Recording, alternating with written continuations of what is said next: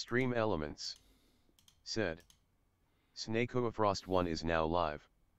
Streaming Battlefield V, day before Friday? Thorsday.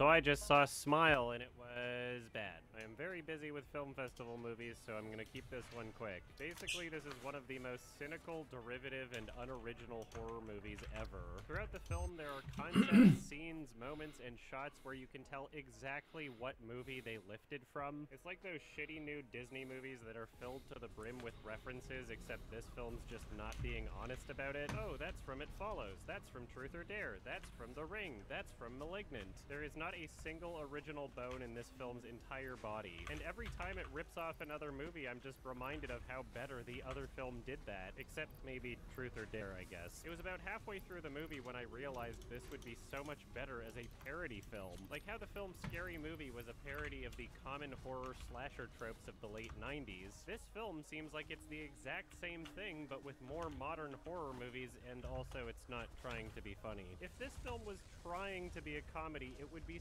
so much better. Without any exaggeration, there are scenes in this film that you could leave unchanged and it would work perfectly. The birthday party scene was so unintentionally funny, it was amazing. Seriously, that scene is worth the price of admission. Also, the scene where she called security on the mental patient was fantastic. Come to think of it, now that I'm recording this movie also ripped off a few things from Drag Me to Hell. It honestly never ends. Now, unfortunately, unlike Drag Me to Hell, this film is not entertaining throughout. The funny scenes in this film were very funny, and I hope they wind up on YouTube someday. And to give the movie some credit, there is some fun and well-done gore at points, but the overwhelming majority of the movie is just familiar, cliched, boring, pedestrian bullshit. Oh no, I'm seeing these things and nobody else can see them and everybody thinks I'm crazy. It's been done a million times and it does not even attempt to break the mold. It feels like a movie that was not made for any sort of passion for the story, but purely to capitalize on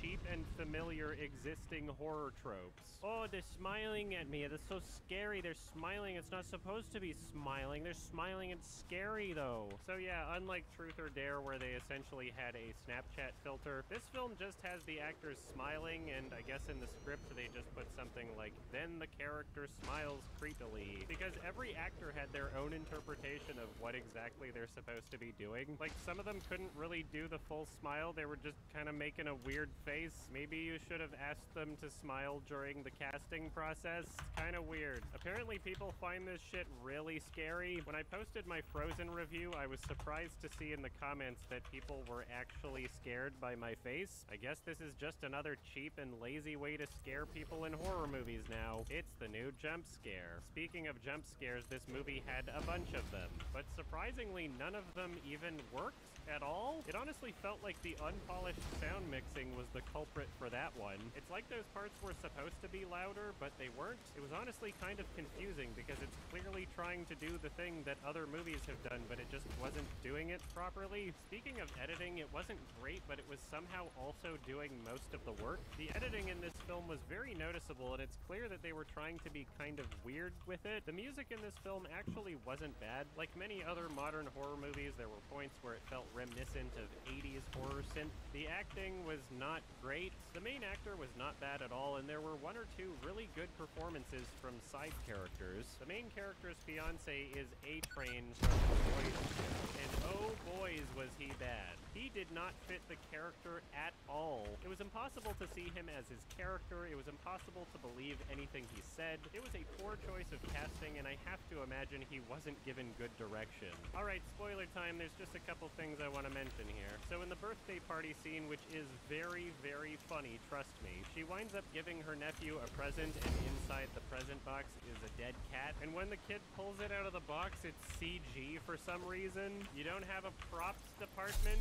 I wouldn't be surprised if the prop just looked so bad that they CG'd over top of it. It's a real Renesmee. So I guess we're supposed to believe that the demon was possessing her and she killed her cat off screen and put it in the present box. Like, it's clearly already inside her head because she's been having all these hallucinations and yada yada yada. So it kind of makes the scene at the end of the movie pretty funny where it crawls inside of her mouth because it was already controlling her. I guess this just means that now it's in full control and that the imagery was not supposed to be literal. It was just symbolism for the audience and no one else. Also, the fake ending was the most predictable thing I've ever seen. Apparently, some people in my audience had never seen any other horror movie before because they were taking it pretty seriously. Oh yeah, I totally beat the villain in my head. We didn't really set up any rules to establish that I could do this, and it all seems kind of arbitrary, but yeah, I totally beat the villain, guys. Oh, what's this? I didn't beat the villain? Oh no! This is just like the ending of a horror movie. Anyway, I'm in a hurry. I gotta go. If you've seen any other horror movie in your entire life, then maybe this film is not for you. But if you find creepy smiling to be very scary, then save yourself some money and just watch my fucking Frozen review, you idiot. And I'm giving this one a 3 out of 10. Can you shoot once? When I reload, it uses the whole clip. We are going back a save. Fuck!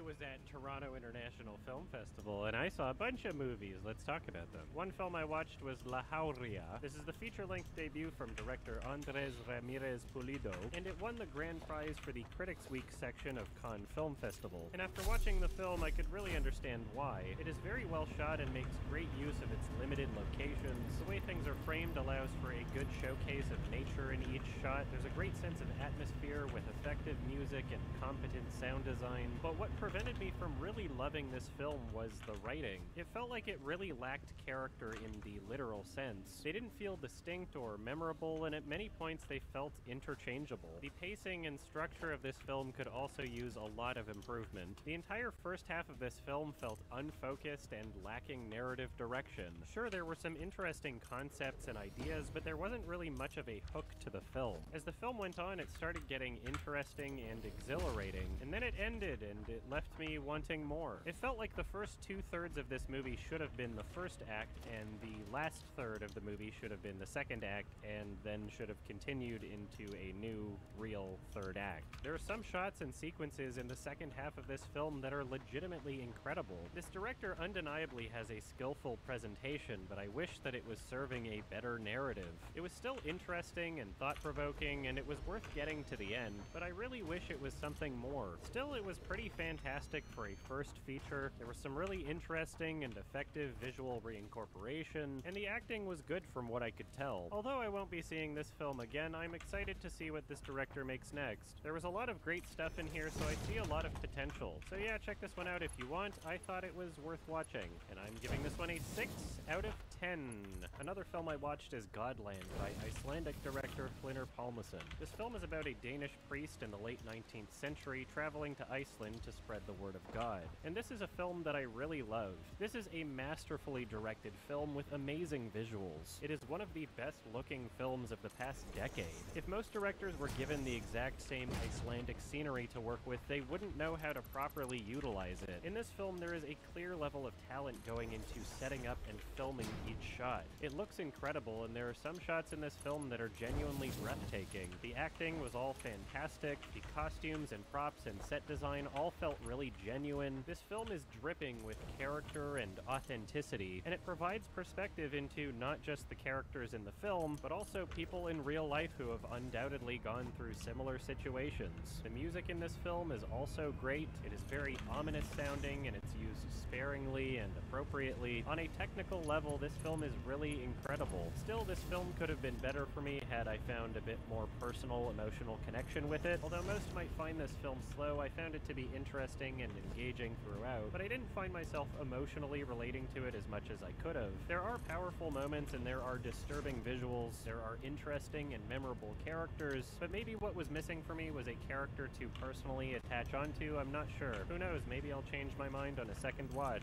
Apparently I was the only one in the theater that really liked the film. Most people started leaving not when the credits hit, but when it felt like the movie was ending. It was also the only screening at the entire film festival where I was the only person clapping. I got maybe a couple out and then stopped. It was kind of awkward. So yeah, I guess if you're not used to slow art films, maybe this is not the one to start with, but personally this is not even close to the slowest films I've seen, and there is such an insane amount of talent and ambition going into each scene that I found myself to be entertained throughout. This is an incredibly made film, and I am very excited to see the director's previous works and whatever he makes next. So yeah, check this one out if you want, and I'm giving this one an 8 out of 10. It's probably closer to a 9 than a 7. Another film I saw was Wendell and Wild. This is the newest film from director Henry Selick, who hasn't directed a feature since Coraline. He also directed The Nightmare Before Christmas.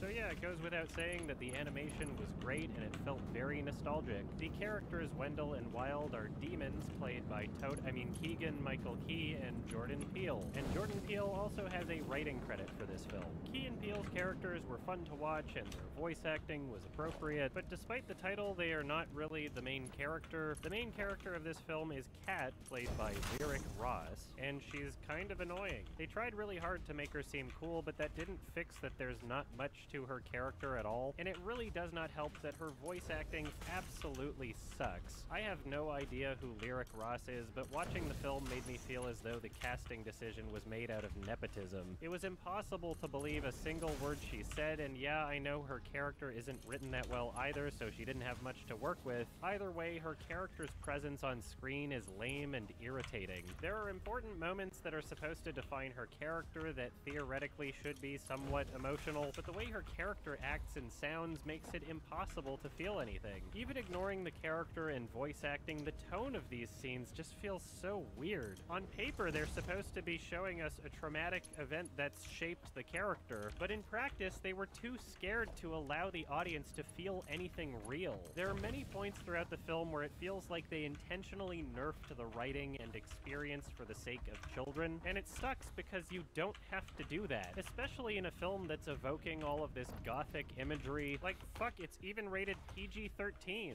so there's no excuse why your writing and presentation should feel so dumbed down. And don't get me wrong, it's not like every scene in the movie is like this, but it happened enough that it really did not do the film any favors. The plot of this film also felt way too derivative. There's a bad corporation and a conspiracy because they want money and blah blah blah blah blah blah blah. And there's nothing about a cliched story that doesn't allow room to feel emotions, but it feels like they actively prevented it throughout the film. There are several moments in the film where it feels like they made the decision to not allow us to experience the true emotions of the characters and story. The story is also not tight at all. There are resolutions to conflicts that feel disappointing, and it constantly feels like there isn't much significance at all to the choices in the writing, both in narrative and dialogue. Now, although there is a lot to complain about with this film, it is not all bad. The Key and Peele scenes are pretty watchable, and there were plenty of jokes that were genuinely funny to me. There were some humorous concepts and some watchable characters, but man, the core of this film was just so underwhelming. I really wish it was something more because there was a lot of potential here. I loved the animation, but the writing felt unconfident and immature. So yeah, check this one out if you want. There's plenty of people who enjoyed it. As for me, it was kind of forgettable. I won't be seeing it again, and I'm giving this one a 5 out of 10. It's closer to a 4 than a 6.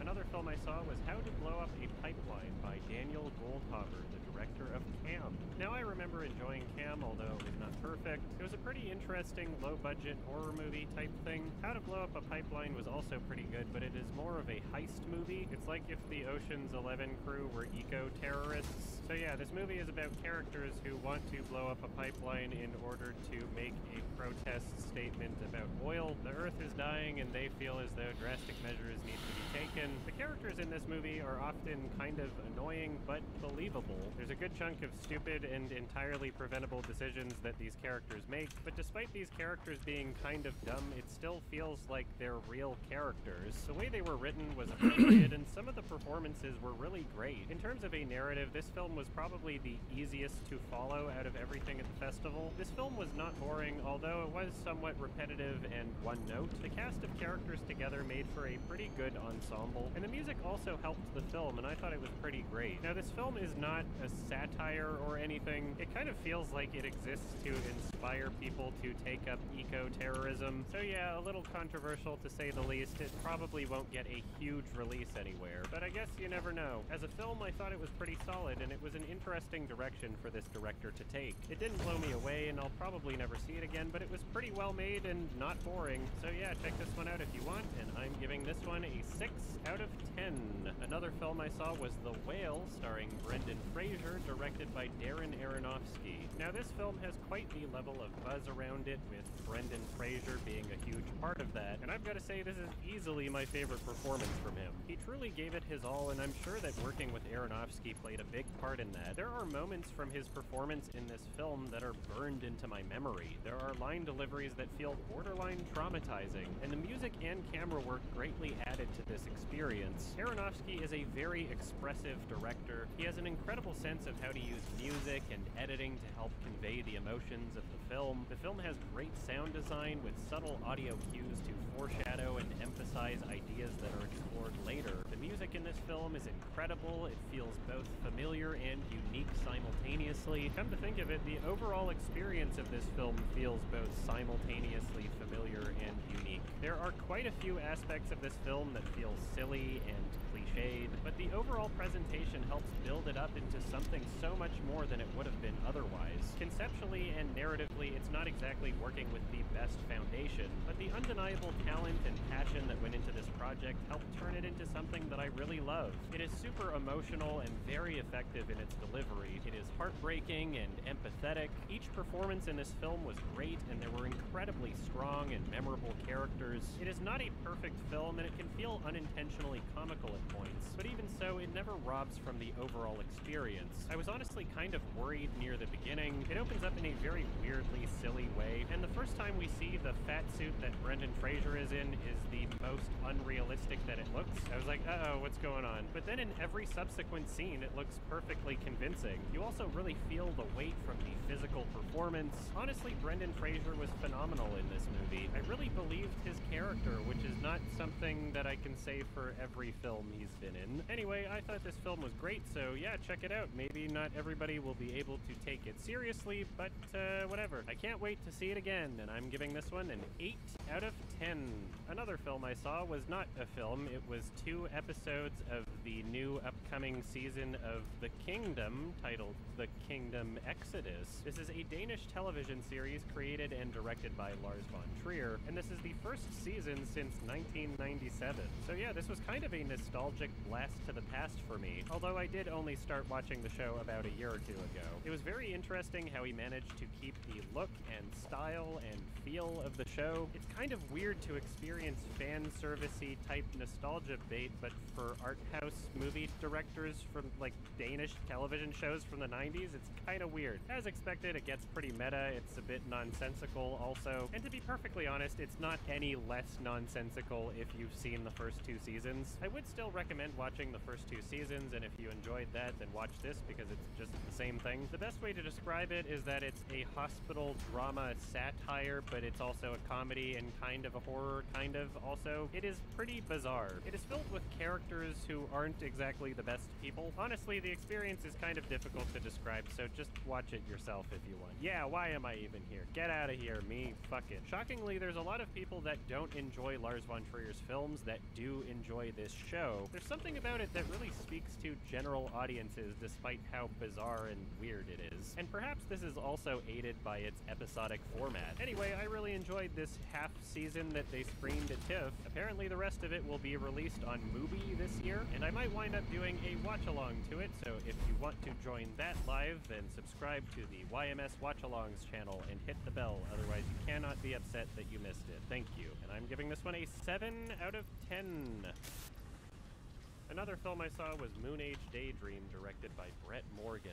Now I remember enjoying his Kurt Cobain documentary in 2015, so with this one now being about David Bowie, I was excited to check this one out. Now I wouldn't consider myself to be a big fan of either of those artists. They make great music, I just haven't gone through the effort of listening to a full album from either of them. With the Kurt Cobain documentary, I really enjoyed the creative presentation, so with this Bowie film being official selection at Cannes Film Festival and edited for IMAX, made it pretty interesting. I actually wound up watching this at the Cinesphere IMAX, and it was a pretty incredible audio-visual experience. The film was mixed for 12.0 sound, it was very big, it was very loud, it was crazy. Now with this film being 2 hours and 15 minutes long, the novelty does wear off after a bit. And the way that this film is made, it's not really trying to exist as an informational documentary. There are interesting interview clips where Bowie talks about his music and philosophy, but the film never explores deeply into any of that. It's all just very surface level. If you're expecting to learn anything about Bowie by watching this documentary, you will be disappointed. Essentially, this movie is kind of like a big tribute video. Many of the scenes consist of concert footage where they just let the entire song play, and other scenes are just heavily edited, flashy, loud montages. Honestly, it kind of reminded me of that Life Remote Control film that Mr. Brainwash made in the documentary Exit Through the Gift Shop. Parts of it felt kind of ADHD, and parts of it seemed to go on forever, and it was honestly very poorly structured. The film is more or less chronological. About half of the movie is 70s Bowie, and about 30% of the movie is 80s Bowie, and then about 15% of the movie is 90s Bowie, and then about 5% of the movie is 2000s Bowie. And it's kind of insulting in a way. Like, sure, I guess a lot of boomers showing up to this film really want to see older Bowie, but even as a non-fan who's never listened to a full album, I am very much aware that his final album, Black Star, was a very important album. It was commercially successful and critically loved, and the film kind of just glosses over this entire period of his life. Like, yeah, I get that there's less footage, but if you're playing several full songs from the 70s and 80s, why wouldn't you just play one of his music videos from the new album? It wouldn't have felt out of place, because a lot of this documentary is just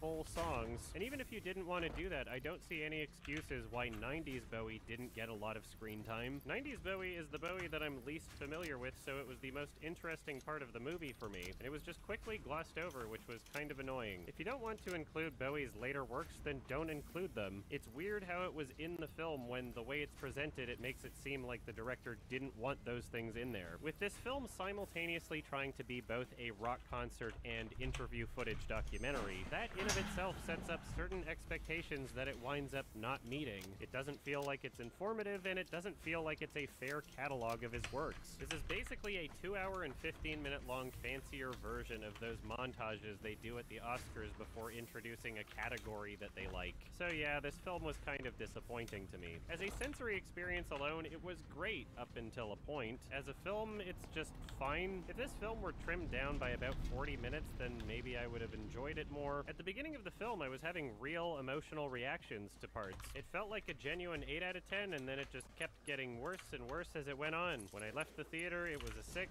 and now retrospectively, it's a 5. So yeah, check this one out if you want. A lot of people seem to be really loving it. If you can see it in IMAX, do that, because most of what I enjoyed about this film was about the sound and visuals. So anyway, I'm giving this one a 5 out of 10, even though I said that, but I'm going to specify that it's closer to a 6 than a 4, I guess. Another film I saw was The Son by Florian Zeller. This is the same writer-director as The Father, which won Anthony Hopkins Best Actor at the Academy Awards. And although this film is not really a sequel, it is trying to be kind of a spiritual successor in a way. The Father is a film that explores Alzheimer's, and The Son is a film that explores teenage depression. This film is not bad at all conceptually, but the writing is much weaker than The Father. It's often extremely melodramatic and predictable, and there are many points in the film that are just flat-out cringeworthy. The best performance in this film would probably be from Hugh Jackman. He did a really fantastic job portraying his character, but unfortunately the titular son was not nearly as competent of an actor as he needed to be. For a younger performance, he was pretty good, but the role called for something great.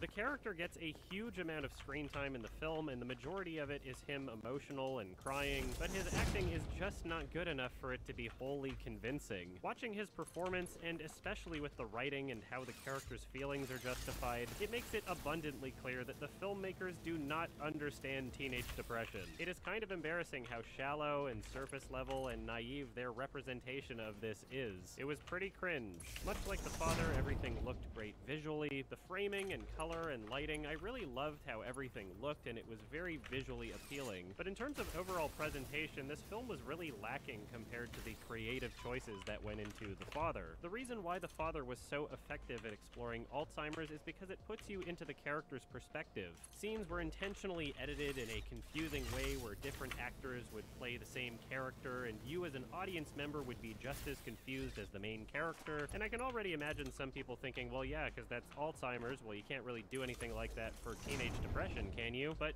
yeah, you can. Color and lighting are easy things to be able to change to represent a character's feelings. The pacing of shots and how things are edited together can also help communicate emotion. But it was so bizarre watching this because in terms of presentation, everything stayed more or less consistent throughout the entire film. So there was no effort to help the audience get into the character's mind in this film. And with this film supposedly being a spiritual successor to The Father, it's weird that they didn't even try. The presentation was easily one of the most notable aspects of The Father, and they didn't even try to do anything like that in this film. So the end result is one where instead of the audience experiencing things through the character, we are just detached. We are just watching someone insist their experience instead of feeling it with them. And again, the performance is not that convincing. The only notable editing choice in this film was one that really did not work well at all. There was a perfectly good scene that was ruined by changing everything to slow motion and putting a Tom York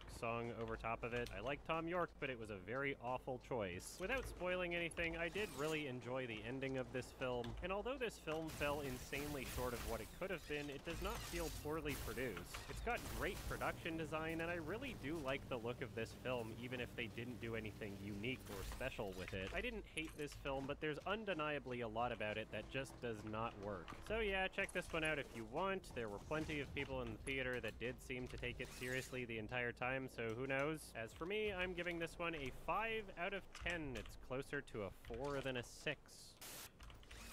After the Sun, I saw After Sun. I'm actually not going to talk about this film very much because I'm planning on seeing it a second time at Vancouver Film Festival. Basically, this is a film from Scottish director Charlotte Wells, and it is kind of a slow movie, but there's things to read into about it. There are aspects to this film that are intriguing that I want to understand more. It is not the most entertaining film, but I feel like it's something that I'll get a bit more out of on a second watch. It is very much a female perspective film, if that makes any sense. I absolutely loved the music, the acting was good. There are some shots that are super purposeful and really well thought out, and there are other shots that don't look great, I guess. So yeah, I do have more to say about it, but stay tuned for my Vancouver Film Festival review, where I will talk about it in a bit more detail. For now, I'm giving this one a 7 out of 10. Another film I saw was Manticore by Carlos Vermut. This is the same director as 2014's Magical Girl, which is a fantastic film that not enough people have seen, so please go watch it. Manticore is about a game designer who creates monsters, and that's about as much as I'm going to say about the plot. As more aspects of the story get revealed, it becomes quite the disturbing drama. Once this film gets to where it's going, it's really great, but my biggest complaint is that it takes forever to get there.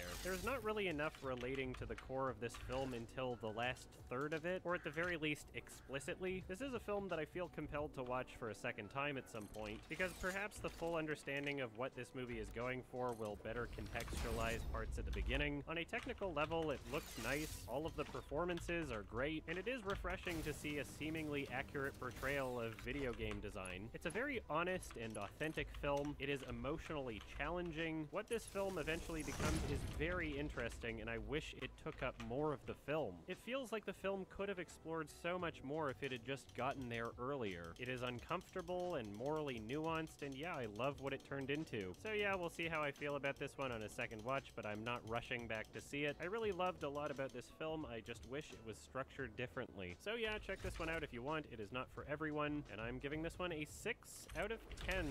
Another film I saw was the new Ruben Östlund film, Triangle of Sadness. This is the second time the director has won the Palme d'Or at Cannes Film Festival, with his previous film The Square winning in 2017. This is also the same director as Force Majeure, which was on my 2014 list. I've enjoyed every film I've seen from this director to different degrees, and honestly, this might be his best film. It's a very ambitious film that has a great sense of scale. There's a large cast of characters, and each one is very fun to watch. The acting is all fantastic, the writing is clever and hilarious. This is a comedic satire on wealth and societal status, and sure, some of the satirical aspects to the script are a bit on the nose, but I absolutely love the direction that it goes narratively, and it is a very, very funny film. This is a movie that really benefits from seeing it with a crowd of people, because this is a comedy that is incredibly outrageous and over the top. This is a film that does not hold back, and it is pretty awesome. I love the tone of the music in this film. It is pretty repetitive, but it doesn't quite pass the threshold for being annoying as opposed to infectious. The energy of the music really adds to the fun experience of the film. This film is not just over the top, but it is also humorous when it's being more subtle and awkward. There is also humor to be found in the dramatic elements of this film. Much of the experience is like watching a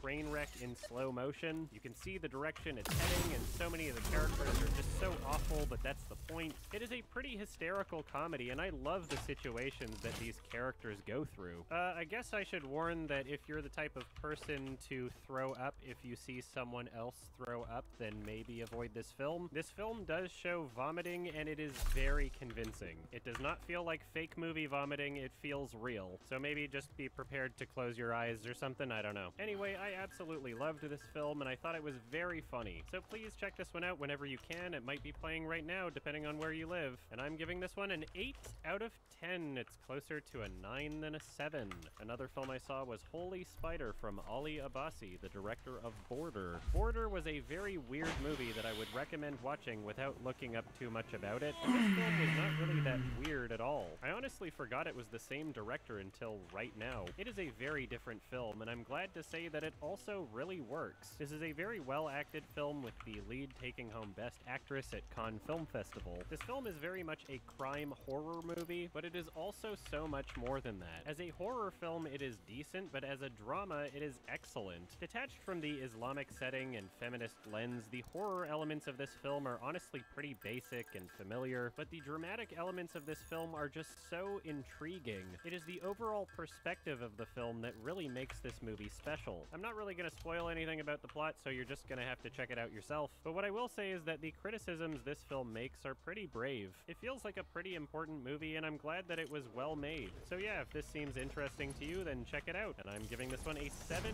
out of 10.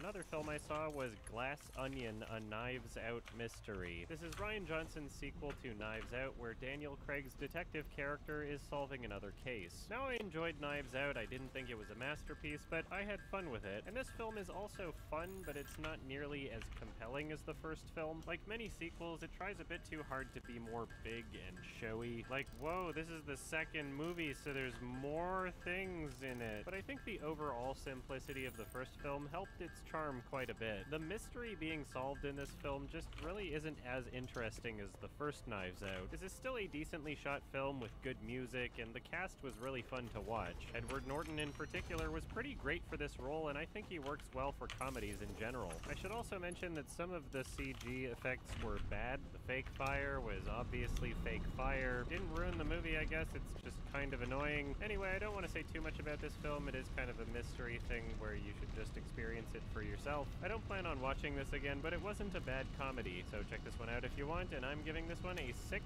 out of 10. Another film I saw was VHS 99. This is the latest film in the anthology horror series known as VHS, where essentially the film plays 5 short horror segments from different directors, plus an in-between segment stitching them together. The first 2 VHS movies have some really great segments in them, my favorite being Amateur Night from David Bruckner in the first film. I cannot remember anything even remotely good in VHS Viral, and VHS 97 wasn't terrible. It happened again! It's not 97, it's 94. This is the second time I've done this. It is not the 97 movie. It is 94. Fuck! And VHS 94 wasn't terrible and did have some charm. I guess I'll just talk about the segments individually for this film, so here it goes. The first segment of this film was called Shredding, directed by Maggie Levin, and it was honestly absolute cancer. Every character was awful and irritating to watch. It had absolutely no comprehension of flow, pacing, humor, action, anything. It is one of those films that is just so horrendously incompetent that you have to make conscious efforts to try and piece together what exactly they were going for in any given moment. There were points where characters were being chased, and it took me a while to understand that that's actually what they were going for. Visually, there was barely any sense of movement. It was borderline incomprehensible. It was very cringe, it was very boring, and I couldn't wait for it to be over. The second segment was Suicide Bid, directed by Johannes Roberts. This segment was not super well made, but it had a good concept. A character is trapped in a coffin, yada yada yada. It was a little rough around the edges, but it was really refreshing after the first one. The third segment was Ozzy's Dungeon, directed by Flying Lotus. This segment was actually a lot of fun. Much of it parodied 90s kids game shows. I don't know if any of you were familiar with Uh-Oh, the Game Show starring Wink Yahoo, but that's what it reminded me of. I really loved how authentic it felt as a parody. It was very funny and bizarre. It kind of felt like a Tim and Eric sketch at points. It also had a very funny ending and last shot. This segment survives on its humor and authenticity. The fourth segment was The Gawkers, directed by Tyler McIntyre. This segment also felt like it had a good amount of 90s authenticity. It was effective at its humor and not so effective at being scary, but it was still fun overall. I was not really a big fan of how some of the CG looked in this segment also, but yeah, overall it was not bad and it was pretty entertaining. The fifth segment was called To Hell and Back, directed by Joseph and Vanessa Winter, and if you watched my Fantasia Festival 2022 video, you'll remember them from me talking about their film Deadstream. Deadstream. Deadstream was awesome, and you should check it out on Shudder when it's released on October 6th. Anyway, this segment is definitely the best one to end the film on. It is not only the most ambitious, but it is the most effective as well. It easily has the best practical effects out of every segment, and it was really refreshing because many of the other segments had creatures that were obviously just some person wearing a bad zombie costume, but this segment actually had cool, good-looking creatures. It was funny, it worked well as a short. My only real complaint is that some of the weapons didn't feel too convincing as they were being used, but overall I was really impressed and I'm excited to see whatever they make next. I should also mention that the in-between segments, stitching everything together, were pretty hilarious. So yeah, VHS 99 starts out very, very, very, very fucking rough, but it does redeem itself by the end of it, and there is some good stuff in there. So yeah, if this seems interesting to you, then check it out. It'll be on Shudder on October 20th. If I were to rate each of these segments individually, I would say probably 1, 4, 6, 5, high 6. So yeah, the first segment is dragging down my overall rating of the film. So overall, I give this one a 5 out of 10. Another film I saw was The Fabelmans, directed by Steven Spielberg. It is a fictional, semi-autobiographical story loosely based on Steven Spielberg's childhood, and it was soulless, cynical, Oscar bait bullshit. It was a very safe, crowd-pleasing film that didn't say much of anything at all. There were some scenes that were cringeworthy, there were some that were over-dramatic. It was an unchallenging film that was mostly boring and eye-rolling. The technical elements of the film were mostly great. I really enjoyed Paul Dano's performance, and the main kid actor was also good. It had decent lighting and great production design. Seth Rogen was in the film. He was annoying. One of my biggest problems with this film is just how fucking phony it feels, made all the more worse by how much it insists otherwise. One of the scenes has the main actor filming a movie as a child and saying things like, "Oh, it's not real enough, it's fake, I gotta do more to make it less fake," as if Spielberg as a director has some sort of undying principle for realism in his films. This film itself feels very phony. The character is constantly shooting footage with old film and old cameras, and it plays much of this footage in the movie, and it looks way too modern. They clearly did not shoot it with those cameras. It looks very fake. There are driving scenes in this film that are painfully obvious in how green screened they are, and if it were more consistent, then maybe I'd be able to believe that it's an intentional choice because it's a movie about making movies, I guess. But it's not consistent at all, just some of the shots look bad. The last shot of the film looks fake as fuck, and there are good elements to this shot and how it's used in the story, but when it's supposed to be a real environment and most of it looks digital, it's kind of annoying.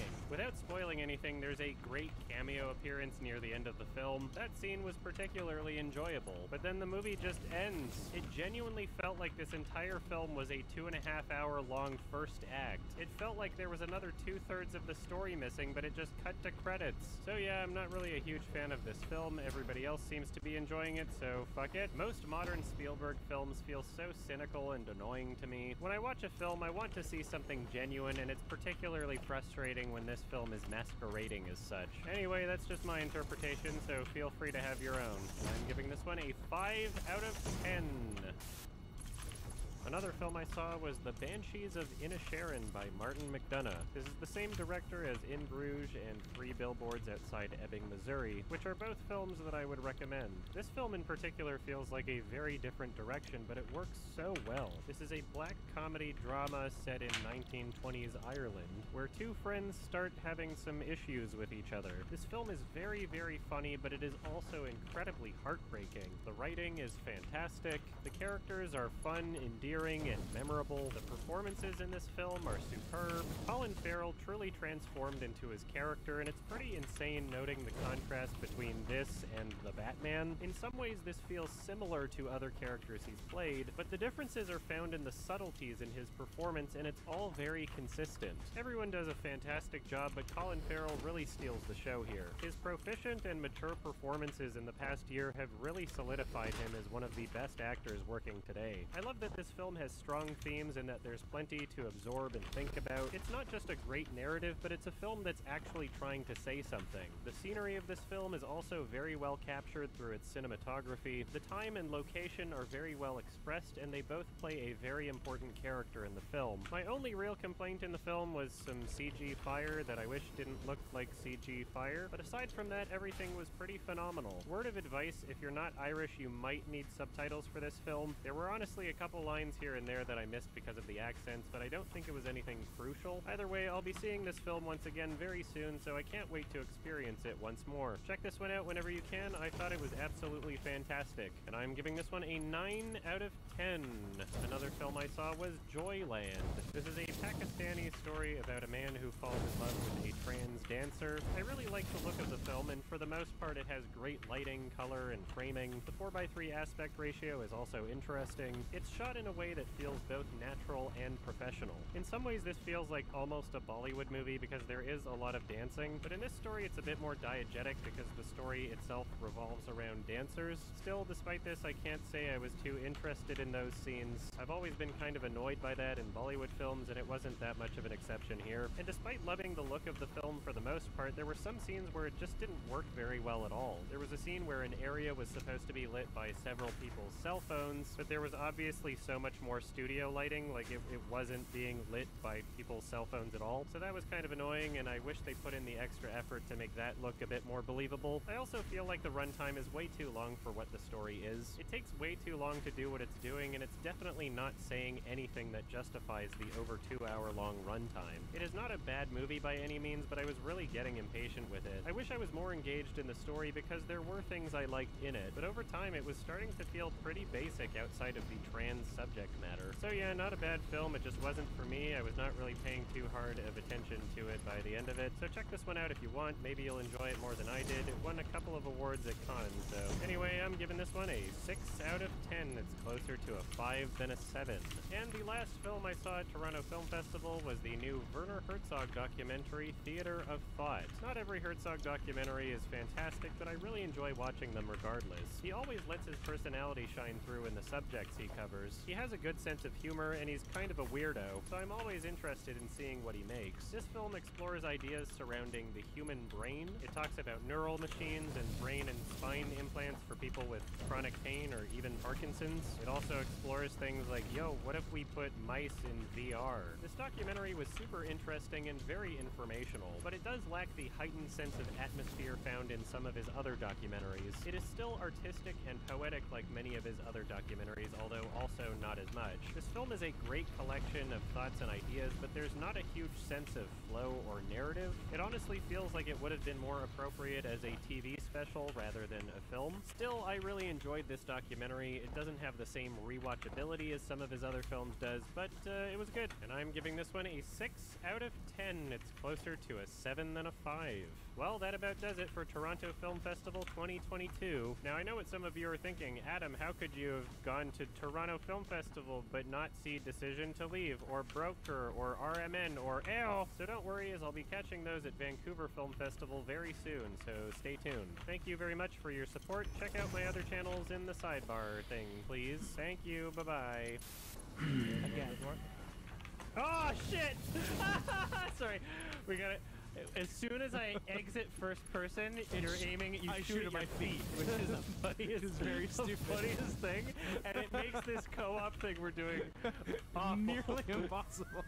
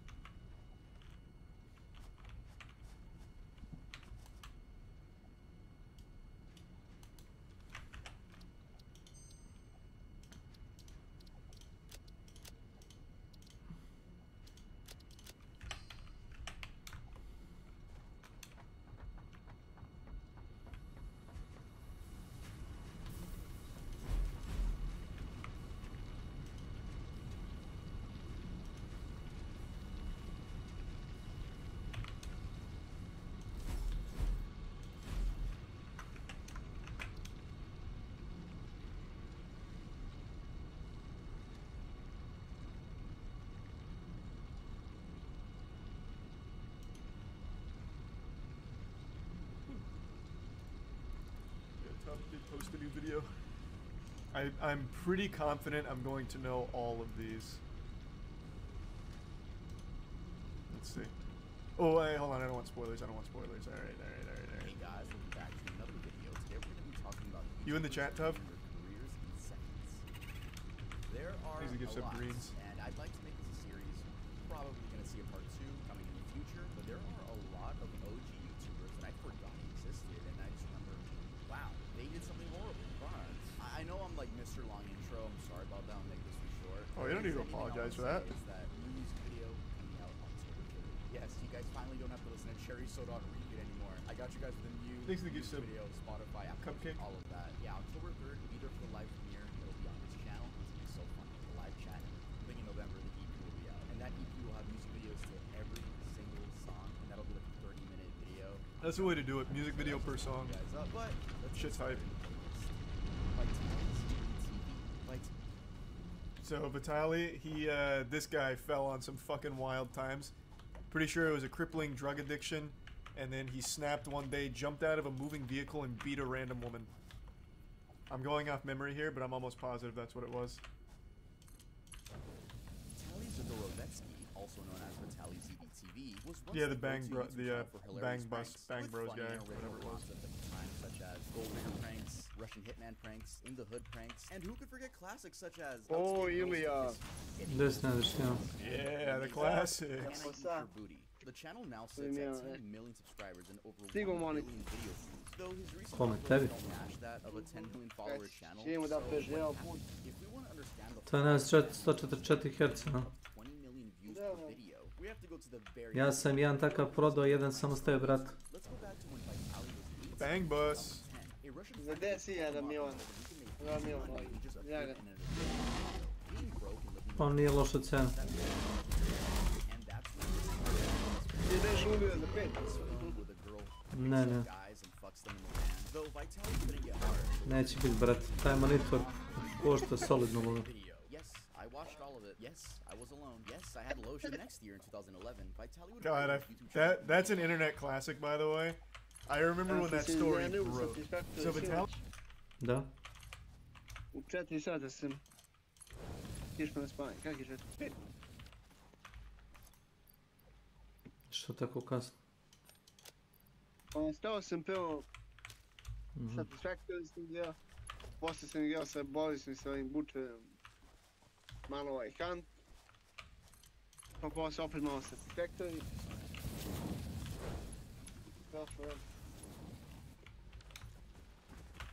Boris pobijao ljude sa Springfieldom, ono ljudi tek počeli da igraju.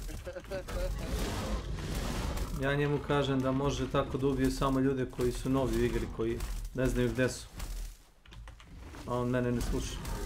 Ja mu kažem, to su novi, sad ti da vidiš. I on, gledamo. I ono imaju 7 kilova, 30 kilova, po 6 sati, po 16. Misli da ga mi zebam. Čim sam ja vidio kako ih on pobio, ja sam mu odmah rekao, ovo su novi. On čuče na sred ničega ili krene da revivuje ovoga bez zaklona ili tako neke stvari. Znaš kako su buku dizao i to nije novi? Ne, dižu buku dok ne umru jedno 10-ak puta. Onda ih prođe volja da dižu buku.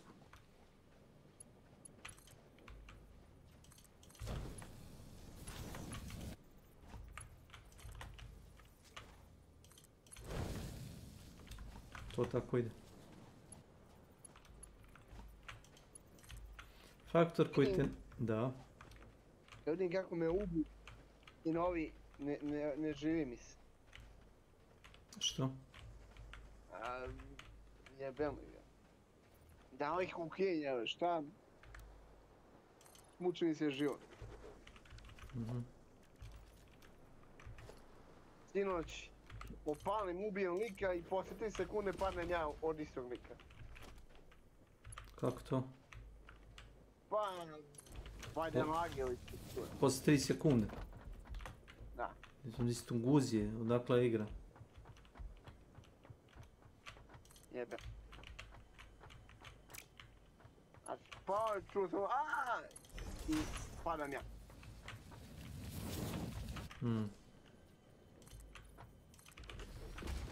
Interesantno.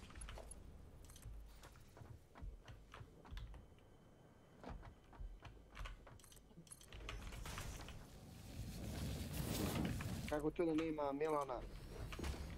Ti mi reci.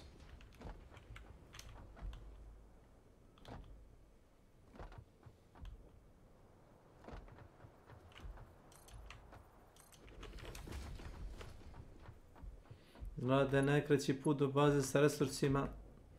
Digneš se malo iznad zemlje i počneš da praviš one platforme. Sve to je, da, da. Mislim, ako vučeš po zemljima da se napatiš kao Isus.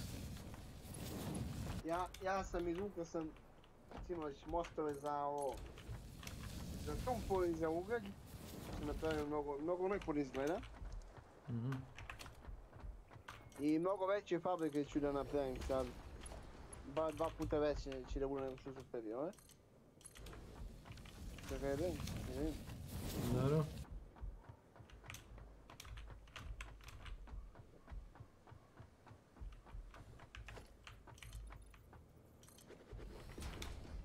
Jesi primetio da ove puževe sad uzimaš nekako mnogo teže kao harvestuje nego pre? Koji deo puža? Pa one puževe što stavljaš u baterije posle. Teže se skupljaju ili na težim su mestima ili nalaze se u kiselini ili šta? Duže vremena ih harvestuje. Animacija je duže. Sad ću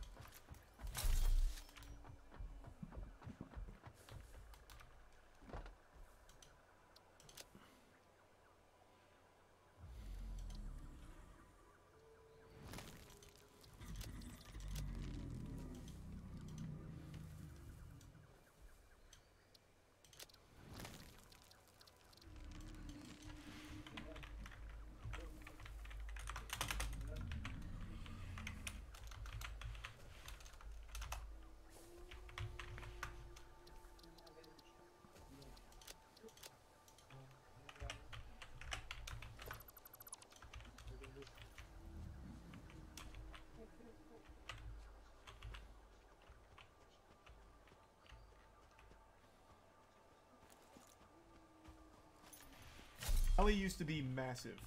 Most of you probably don't remember him now, but he was absolutely massive for a time.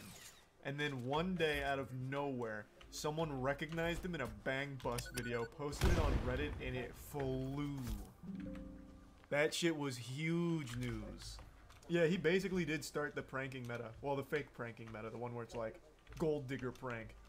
But he like paid all the actresses and shit. Yeah, he was the one that started that. Man pioneered that. Trailblazer. Why couldn't he get hard? I don't know, nervous? I'm not his penis. I don't know why he couldn't get hard. I have no idea. Uploading pranks to no avail. It wasn't until June 2nd, 2012 that he'd upload the Miami zombie attack prank. A video where Vitaly pretends to be on bath salts scaring the locals. This, of course, was a reference to the situation that occurred only a week prior where a man on bath salts bit off a homeless person's face. Kind of a weird thing to base your prank off of, but hey, it was 2012 and I understand it was a different time. The video gained 10 million views in a week and gained Vitaly 70,000 subscribers. This even caught the attention from Daniel Tosh from Tosh. Oh my god, Tosh.0. Oh, and not to mention CNN. So, a guy in Miami, a prankster, decides to go out, dress up as a zombie and covered in blood, and he starts running around chasing people. That's what he does to this guy. Like, you can see the front of his shirt when he turns. He's covered in blood, and he chases this poor guy here, and numerous people, and they're rolling on it, right? It's a prank, so he chases people around, scaring the absolute. He's a 5 gift subs. He rode the momentum and kept making prank videos and started becoming the face of pranks along with FuzzyTube, Roman Atwood, Dennis Rhodey, and several others. Saying Vitaly got into a lot of controversies is an understatement, but I'll tell you guys the biggest ones. In 2014, Vitaly was arrested for streaking the field during the 2014 World Cup final in Brazil. He had natural prankster across his chest.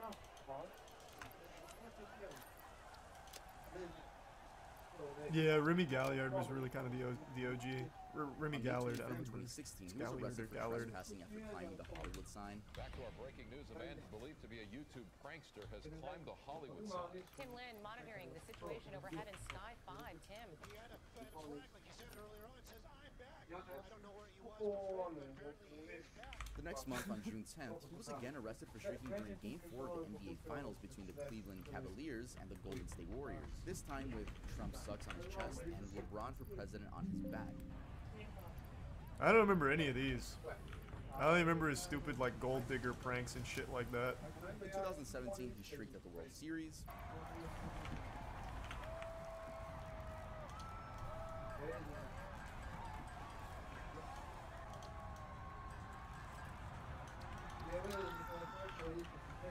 He also got banned from attending any sort of sporting event, so he eventually got his girlfriend and his mom to streak for him. I guess they really love him. In January of 2020, Vitaly was arrested and spent 5 days in an Egyptian jail after climbing the pyramids of Giza. Oh yeah, let's raise money. I did this for a good cause. Spread awareness by these beautiful pyramids in Egypt. Man, I didn't remember any of this shit about him. What the He fuck? also starred in his own movie with Roman Atwood and Dennis Rhodey, which wasn't that great. It was clear to see Vitaly was becoming addicted to the views. As time went on, creators for making content. This was horrible for Vitaly, as it meant he either was family friendly. He ended up becoming family friendly and now does toy reviews. Imagine, no, fuck no. He instead made an unsolicited subscription service to see his videos uncensored. But by the looks of it, that didn't go anywhere. And in 2020, he was back in the news, but for some I won't say no one expected.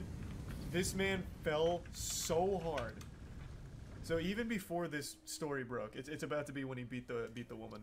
Even before that story broke, there was so many videos, so many clips, and so much shit all about how bad he'd gotten. From drugs to all kinds of, like, different kinds of substance abuse. It was bad. Like, this was not surprising, but the brutality of it caught most people off guard. There's even a video of his arrest. I think it's on Code Blue. Or, not Code Blue. I think it's on Police Activity. Later charged for aggravated battery by the Miami Beach police. Vitaly tackled a female jogger and struck her multiple times on the head and chest. Your boy can stay back there. Oh, here it is. Yeah, here's a clip from it. No, put your hand on the car. Lean on the car. Lean on the car right there. Got it. I'm sorry, guys. And he seemingly did this for no reason, but it was later revealed that he was on shrooms. No, like mushrooms are good. I never had a bad trip until that one time where I flew. So I was COVID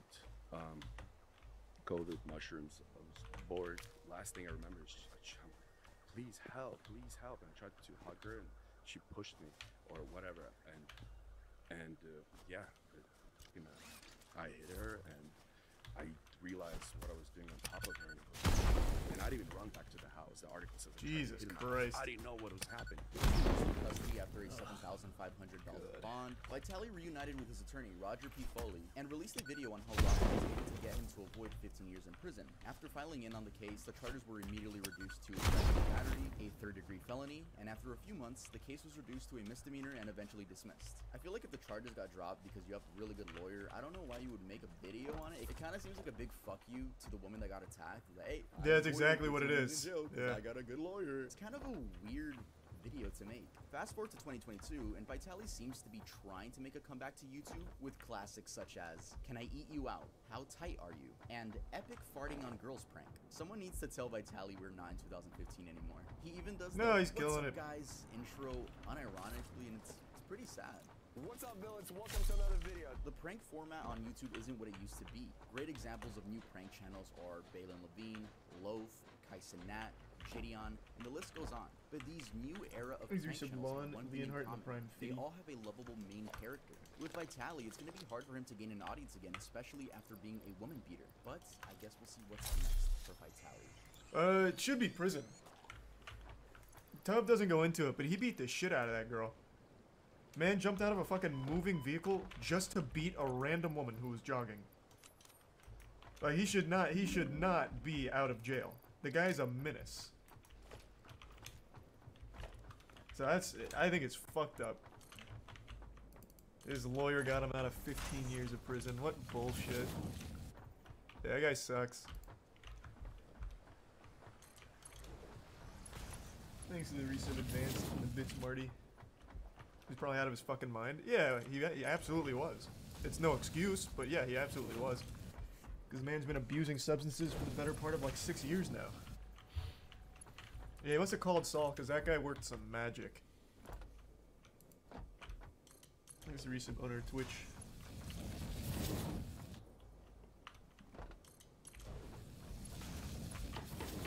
Yo, hold on, guys.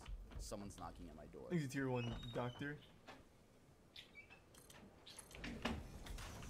A tough skit? You're under arrest. What do you mean I'm under arrest? Because you don't have the new Earl drop. A merch skit. Oh, I thought it was like gonna be VPN or something. Earl, the brand you own, the new collection that just dropped. Thanks to Prime Drew. Back to school collection, and if people use code Give some back to school, they get 20% off anything at the store. Hey, 20% off. Resub Quazon. Give me that. Here you go. Wow, this is really good quality. I'm gonna put it on off camera. Yes. Many questions. I don't get to see my nipples yet. Oh my god, it's embroidered. Look at that. Thanks to the resub Chunky and Kirus. Isn't that right, cop? That randomly Fire Strike. Hey, that's very true. My kids actually go to Earl University. Anyway, you're extremely cute. Hey, what can I say? You are too. Get the fuck out of my room. Guys, make sure to use code back to school to get this adorable amazing Earl hoodie, which I will be wearing for the remainder of the video. Let's move on to the next one. Rice Gum. The story of Brian Lee is a really upsetting one. Jesus. I was a big fan of his in 2016. Back in 2016... How? What was there to be a fan of? In 2016, he was still doing the same dumb shit of, like, diss tracks. And saying, these kids need to be stopped. He was like, damn, this kid is so cringe. This kid is just lame. What the fuck was there to be a fan of? The guy hadn't done anything, like, ever. I will legitimately never understand how Rice Gum rose to popularity on the platform. Always blew my fucking mind. It was definitely a different era. We had YouTubers such as Leafy, Power Cynical, Grade A Under A, Drama Alert, H3H3, iDubbbz, Filthy Frank, and yes, some of those YouTubers still upload to this day, such as Power Cynical. Shout out Power Cynical. If you know me, that's crazy because I look up to you. But we're talking about Rice Gum in specific. I made a video dissecting Rice Gum's fall off last year, so if you want a more in-depth version of that, you can watch that after this one. Anyway, Rice Gum initially blew up off his These Kids Must Be Stopped series. A series where he makes fun of cringeworthy kids on the Musical.ly app.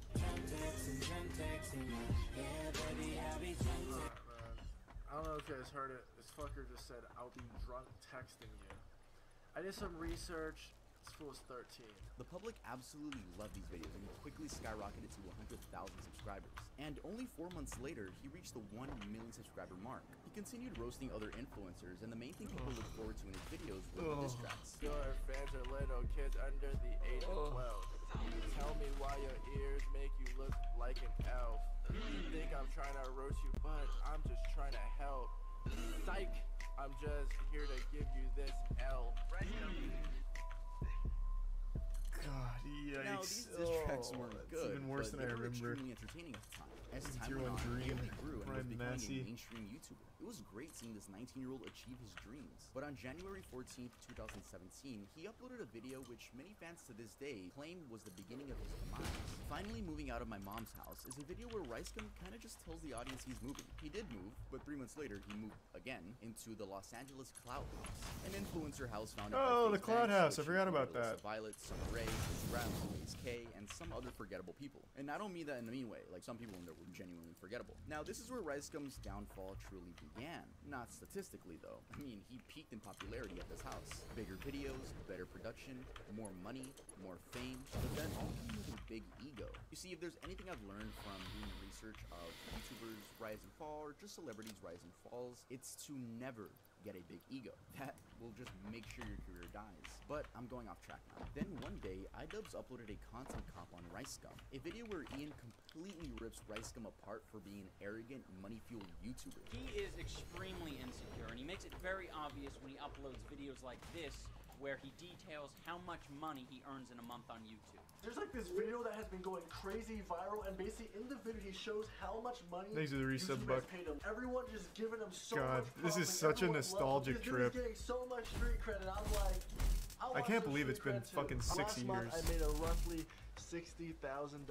I mean, it's okay. It is actually my lowest paid month. Once again, I only got 20 million views. I'm not sure what odds he's trying to improve. The odds that a female will finally see him as a suitable sex candidate because he has money, or the odds that his child fan base will revere him more as a god. After this, Brian's videos began receiving a ton of dislikes. Now this, to other people, is Ricegum's downfall. I'll explain later why it wasn't. After this, his content began getting more, lewd. But hey, they got views, right? Then he got into this... Then he tried to make a family channel when he started falling off. The family channel didn't work. His girlfriends wouldn't stay with him, and he just stopped making videos altogether. That's where the curtain closes on the Ricegum story. He tried streaming GTA RP, but after getting insulted by the chat constantly, he eventually called it quits there too. I already know his whole fucking story, man. This guy is just such a fucking L. He was for a long time my least favorite person on the platform. No. So I kept up with him, man. I was like a full-blown hate watcher. Thanks for the gift sub, Angel. Mystery box scamming situation where he didn't even apologize. He just pointed fingers and was like, hey, they did it too. There's this YouTuber named Reaction Time. He actually has more subscribers than me. I don't know how because he's not cooler than me. But anyways, he made the same type of video.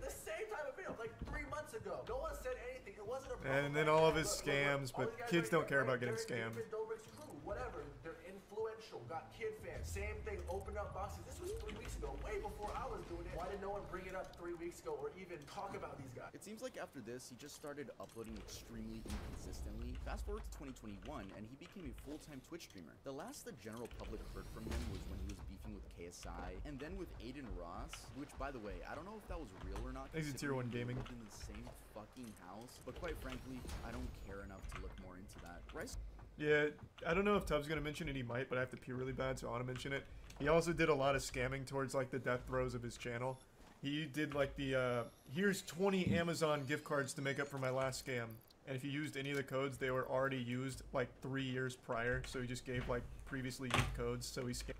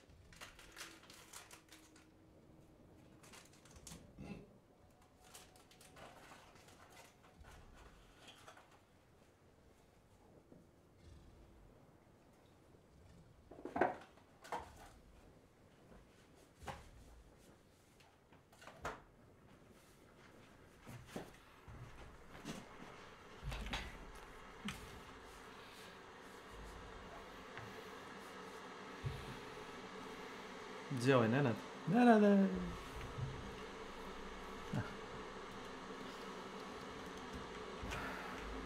Scammed on top of a scam. But the scam before that was these like fake loot boxes. Before that was another like fake raffle. So right towards the end of his career, he just started like scamming as much as he could on his way up. Oh, Save the Kids! I forgot. Yeah, and Save the Kids. But he was like the most forgettable person in that because by that point he was already completely just out of the public eye. You're right. He was with Save the Kids. Forgot about that. Twitch tweeted about Kai. I saw. I was actually shocked. I think, here's my theory. I think Twitch is now in a position where they feel threatened by YouTube now. So now they're doing everything they can to try and do anything the community has said. I mean, whatever. I mean, I think it's a net positive no matter what. But Twitch just rolled out this terrible elevated chat thing out of nowhere, which is a terrible idea. It seems like it was so haphazardly thrown together because everyone was upset about their 70-30 split going away. So they're like, wait. But look, yeah, you're all going back to 50-50, but here's an elevated chat functionality, which is more money for you guys. And it's fucking dog shit. So it seems like they're doing everything they can, like hustling and scrambling to try and bring out as much as possible, even when it's not fully realized. But I am glad they finally recognized Kai. It took them long enough. Sim's main channel hasn't seen an upload since 2020, and same with his family channel. He doesn't really tweet or post on Instagram. The time when he's posting is on his girlfriend's TikTok. But personally, I truly believe that January 14th, 2017 was the beginning of the rise of Ed, again, not RKO, Tier 1 Fear, and the 5 subs Maki. Thank you, Maki. You're gonna turn into this clown. Appreciate it, Maki. But if you let the lifestyle consume, Hope you're having a good night. Turn into someone no one wants to support. I really would be interested in seeing Brian return to YouTube with a more humble and charismatic attitude. And I'll give him credit. He made his bag. Impossible. He even started the entire diss track trend on YouTube. But his image will always be remembered as the arrogant hypebeast who let fame get to his head. He's also not right there, by the way.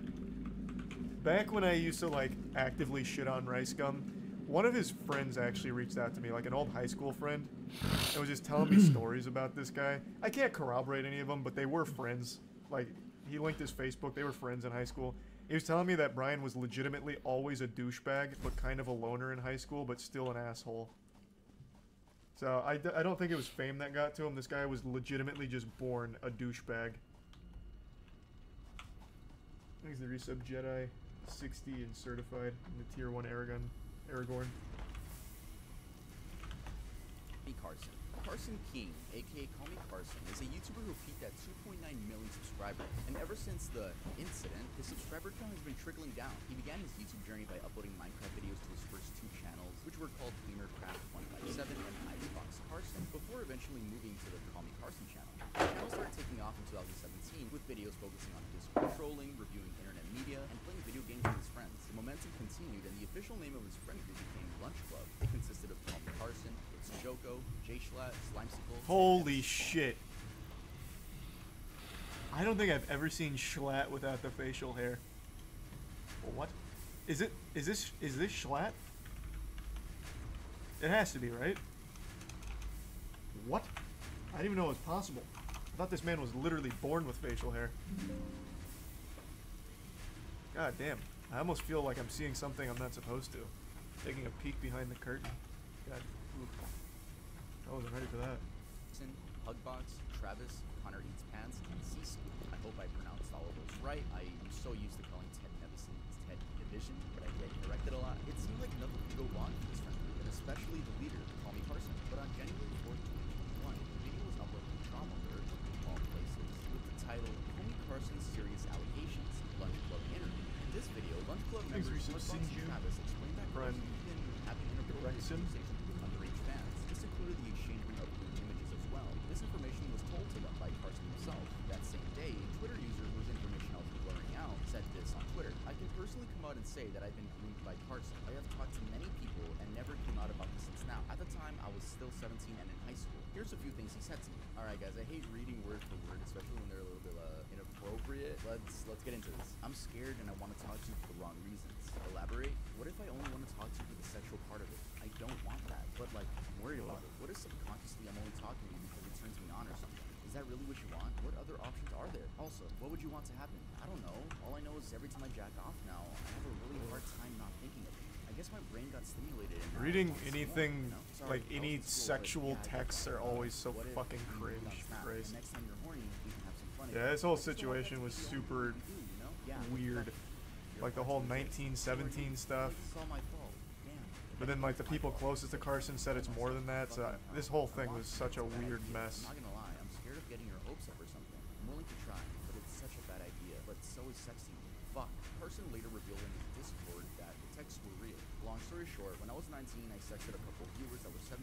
Extremely regrettable and incredibly embarrassing. Felt guilty since. Apologized to them both and resolved it privately last year. Then Keem got a hold of it like 2 days ago. At the time, the girl was 17 and Carson was 19 years old. Though a 2-year age gap isn't anything to glance about, I guess people did because one, this is a famous YouTuber and it's easy to like nitpick anything a famous person does. Two, even though the age of consent in the majority of the United States is 16, talking to people that are under 18 on the internet is like a well-known no-no thing to do, especially if you're famous. And three, people argued that there was a power dynamic, which honestly is something I do agree with. I mean, think about it. If you're a big YouTuber, your fans already see you as a god. So asking them for pictures might just make them feel like you're forced to because they don't want to let down their favorite YouTuber, right? Anyway, Carson lost followers, friends, and basically everything. He stopped uploading, stopped streaming. No, the hurricane missed Tampa for the most part. Whenever he did tweet, he would like quickly Tier 1 chili. It was like this for 7 months until a video titled Moving Forward was uploaded by him. This specifically was August 25th,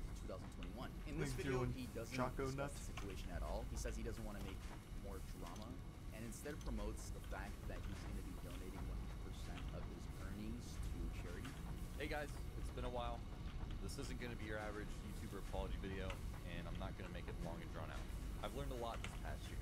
I'm not seeking forgiveness, nor am I looking to make excuses. I'm sure some of you are expecting some long, drawn-out video explaining my truth of the situation, but I have no intentions of doing that.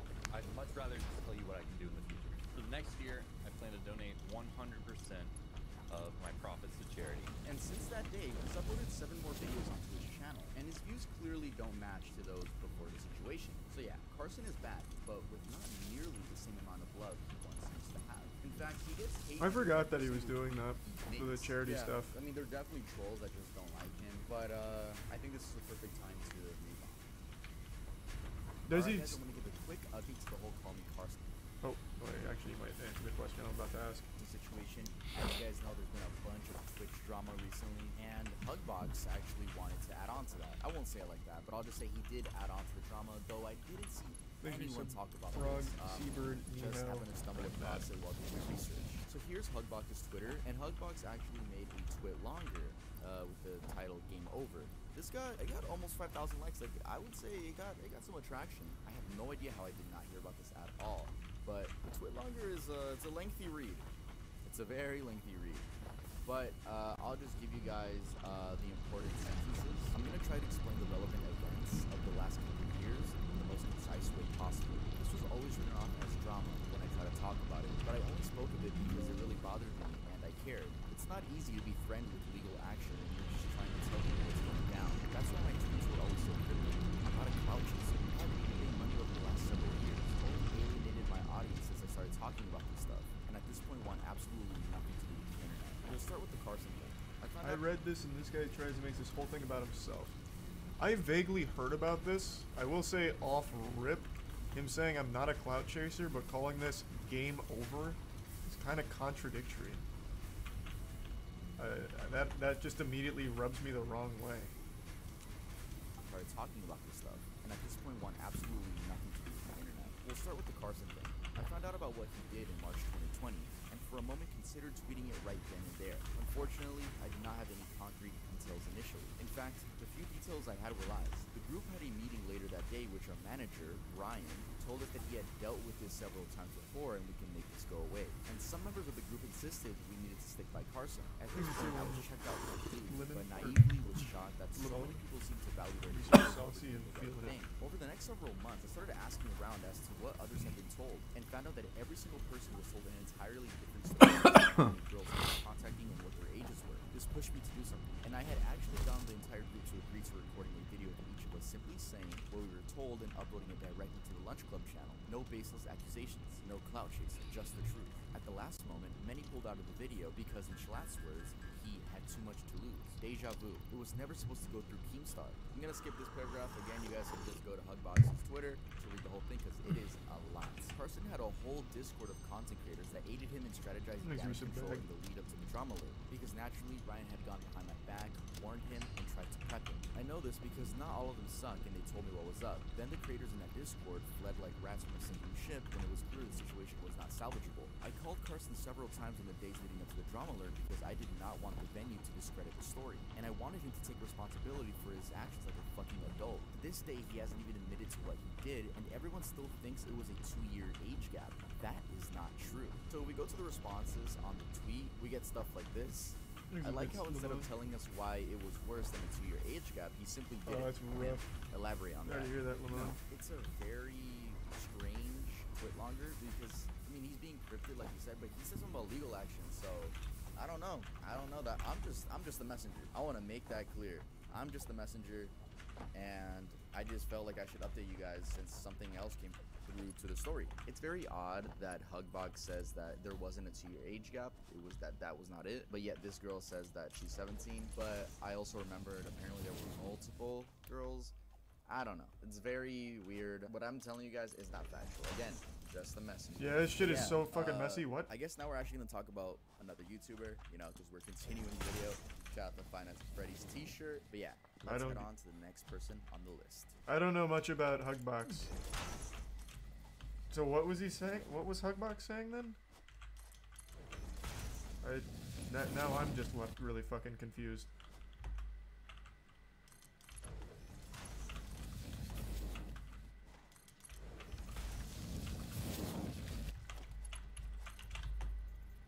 Thanks to the bits, Vintage.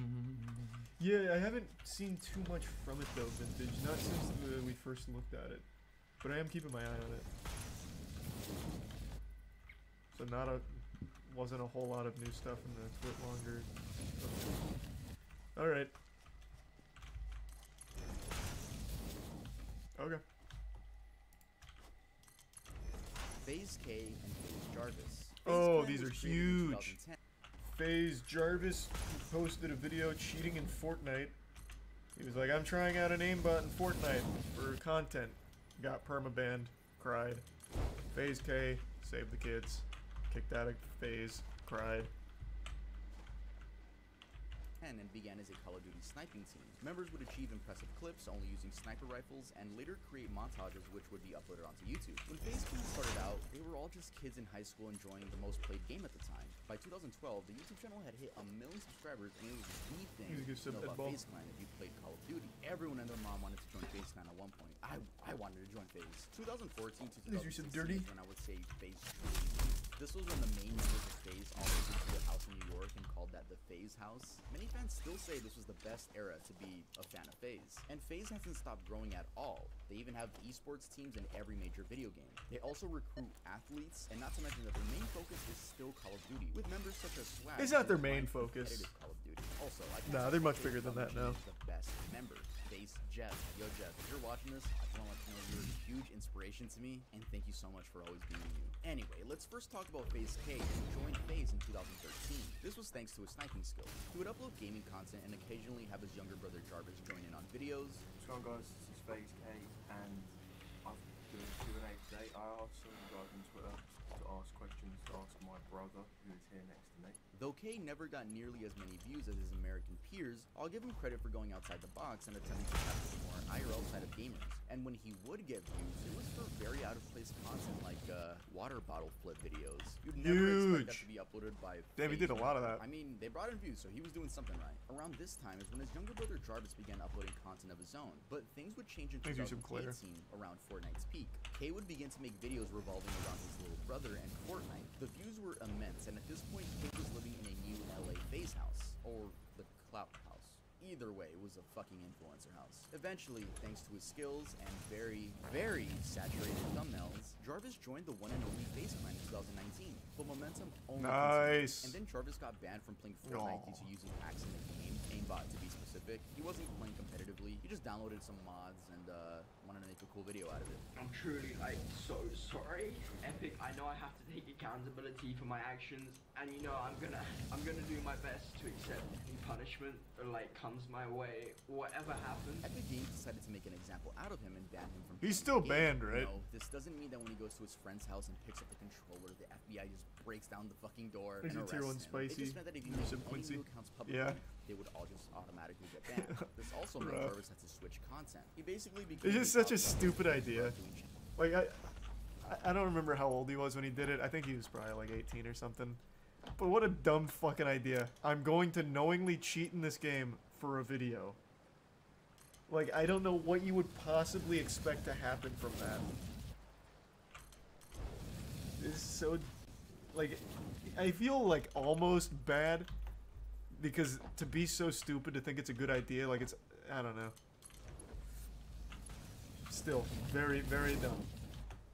Challenges and TikTok life hacks. By the way, these thumbnails are still very bright. In 2020, he quote-unquote fooled the internet that he was playing Fortnite again. He went live and had someone else play for him. Then his username got leaked and Epic Games banned him on the spot. But when did FaZe K and FaZe Jarvis's careers go to shit? Kids. The Save the Kids crypto scam. Yeah. YouTuber was hopping onto the crypto coin. Save the Kids. Well, this was one of them. This was a coin that claimed it would be used for charity and used the likes of K, Jarvis, Tico, Ricegum, and Nikon in order to get more clout. This was an entire mess, and I'm gonna dumb it down for you guys, but if you guys want full explanation, make sure to go watch CopyZilla's video. It's an amazing detailed video. That is a great video on it. Fans would buy this coin thinking that the value was only gonna go up. You know, they probably thought it was gonna be the next Bitcoin, but instead, the owners of the coin just left with all the money. I believe this is called a pump and dump scam. All the people in it got rugged. Part of it except Tico. Tico was genuinely innocent, which is why he smacked the face. But everyone else in that video, yeah, they got a lot of money from the fans that were trying to support the charity. Due to this, there was tweets from FaZe, and Jarvis, Nikon, and Tico were suspended until further notice. Let's get some tacos. Well, he's Ricegum. He wasn't a part of like any team or anything, just himself. So this is where K's career started going downhill. I mean, why wouldn't it? Who wants to support a scammer? Then K came out saying that the mastermind behind all of this was Sam Pepper. Yeah, the dude with Black Ops 3 Dark Matter for hair. This response wasn't really taken that well, and Fuse did probably really was Sam Pepper, but you're also a fucking idiot for doing anything with Sam Pepper. It's your fault. How Sam Pepper still somehow infiltrates anything blows my fucking mind. He's like the most well-known scammer of all time. Hey, thanks again, Maki. Thanks for 5 gift subs in the tier 1 Climate, and the resub Chaser, and SSB. Thought I got the wrong channel. I thought I put Jarvis's channel instead of K's. But notice how much Cade uses his brother in his thumbnails. Like, do you not think you have a photogenic face? I literally thought this was Jarvis's channel. So, okay, I'm like, gotta research. No, this is K's channel. I did not make a mistake.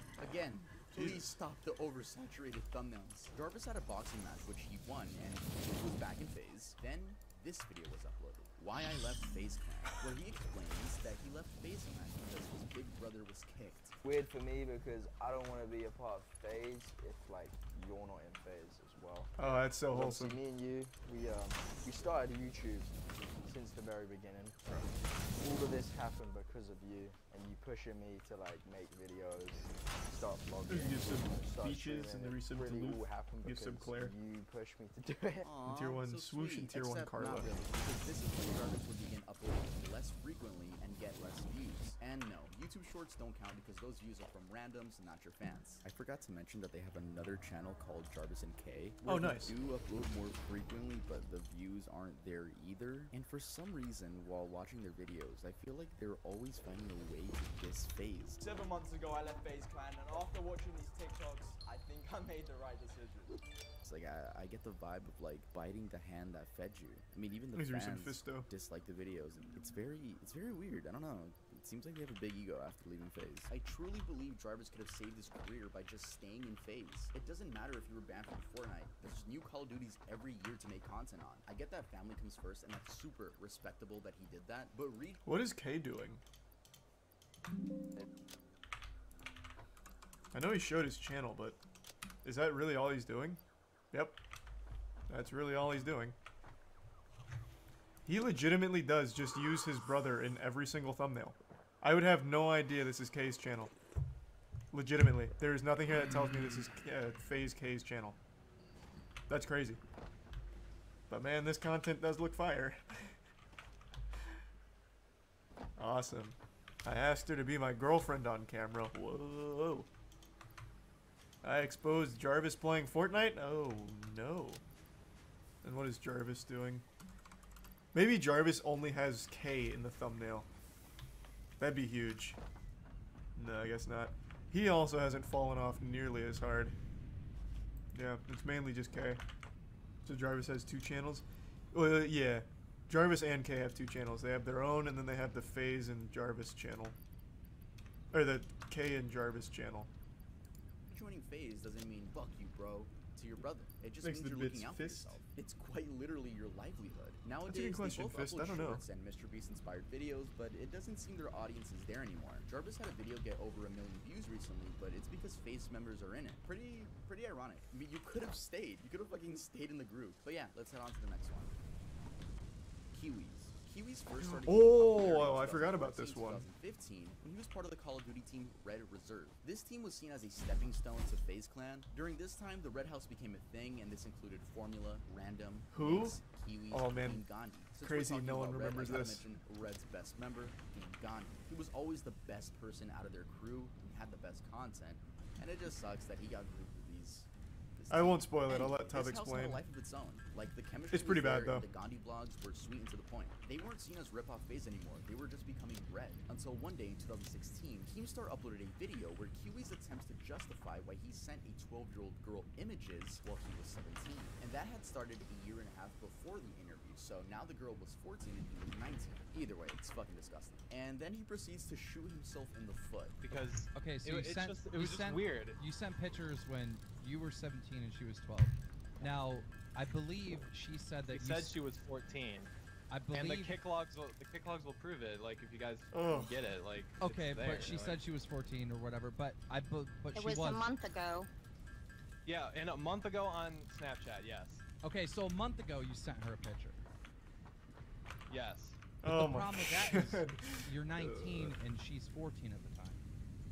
But the thing, like, I was in a Eek. really like depressed state. Like, she was talking to me. Like, she kept on saying how she was saying how she was so attached to me.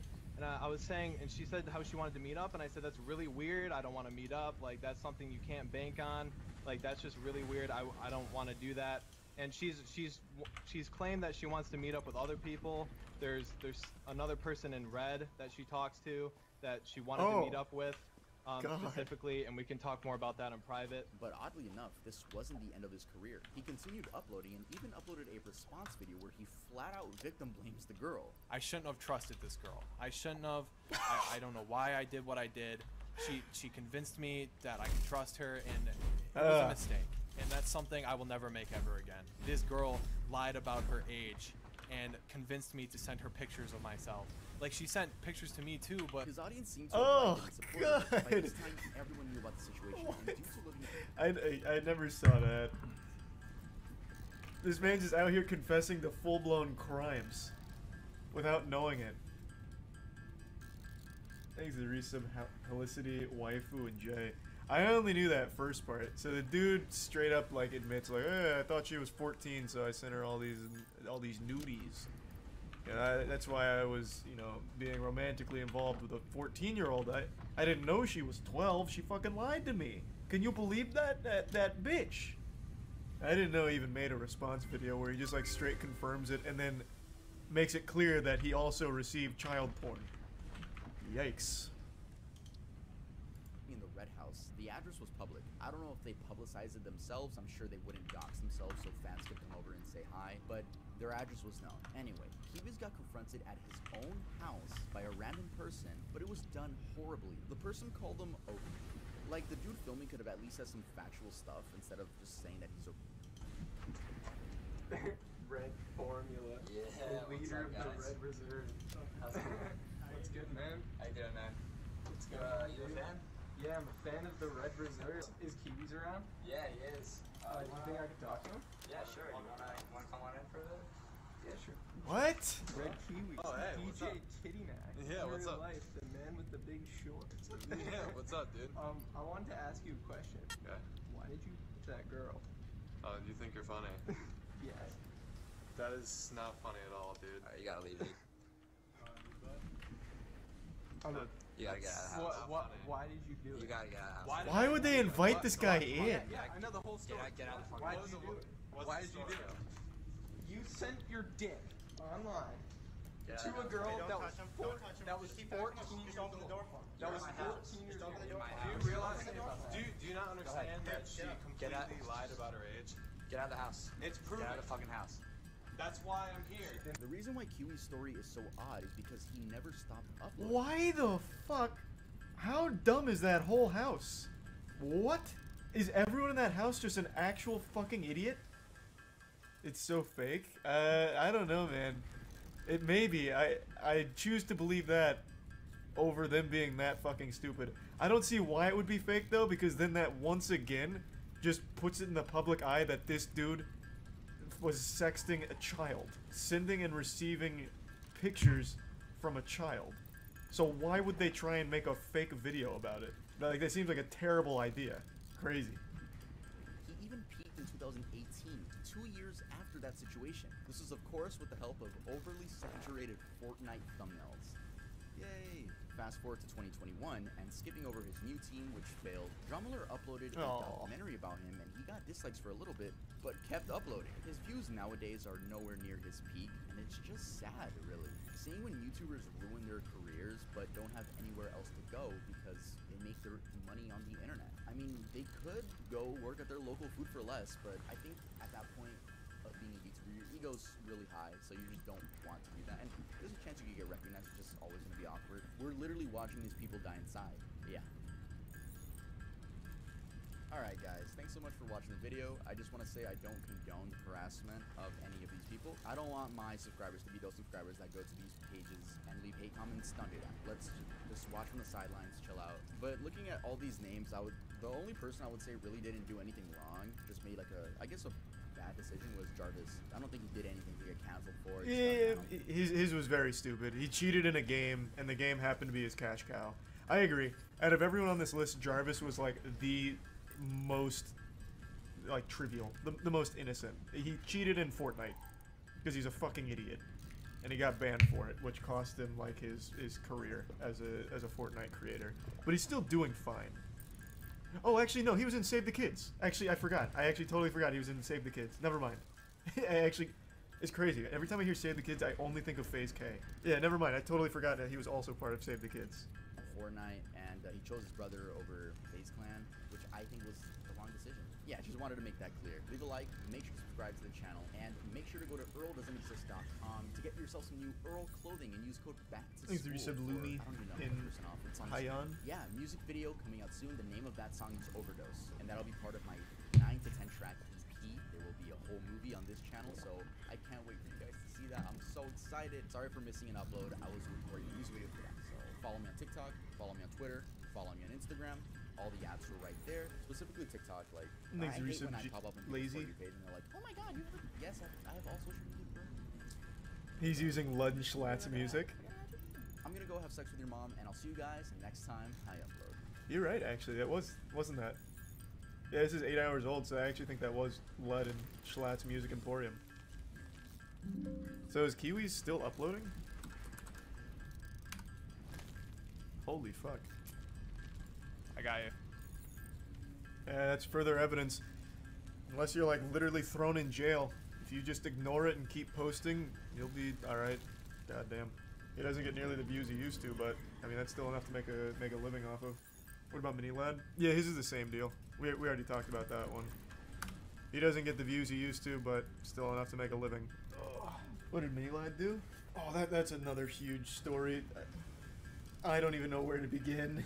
Christ. That one I'd say just look that. Yep, the dream face reveal is live. I haven't watched the video yet. But I know. Yeah, I saw Dream's face before he revealed it. He FaceTimed me, so I got the sneak peek. I just haven't seen the video yet. Maybe we'll watch it. Wubby's new tweet is wild. What'd he tweet? I haven't seen the Dream face reveal video yet, but I've seen his face. He FaceTimed me yesterday. He's a good looking guy. We'll watch the video in a bit, maybe. Take a peek. Yeah, I just haven't seen the video yet. I saw his face yesterday. I just haven't seen the actual video of it yet. And the tier 1 Rorsch. People on Twitter going nuts about the face reveal. I'm not surprised. I imagine this is probably like the biggest face reveal for a YouTuber ever. I think he's the biggest channel that's still faceless. I think second place is How To Basic, then like H2O Delirious. So, makes sense. Dream is like 5 times the size of Corpse though. I'm just going by like pure size. He was the biggest faceless YouTuber. Do you think he set the record for premiere, or for the amount of views for a premiere? I have no idea. I don't know like big premieres. His is probably one of the biggest. There's 1.3 million people waiting live. Twitter's ruthless. Oh yeah, it's always going to be, man. That's not a surprise to anybody. You should have normal tattoo in existence. Here. We'll reveal it here.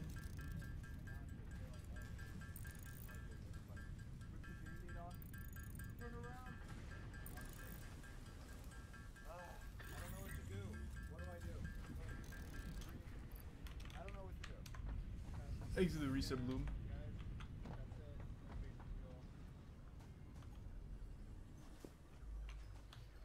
And the resub recent tier 1 Evpo.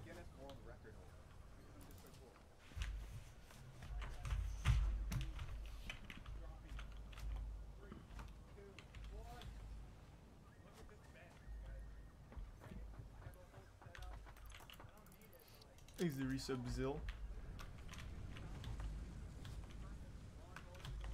Hey, it's not me, man. He's just far away from the mic, so it's quiet. Not much I can do about that. Don't blame me. This is maxed out.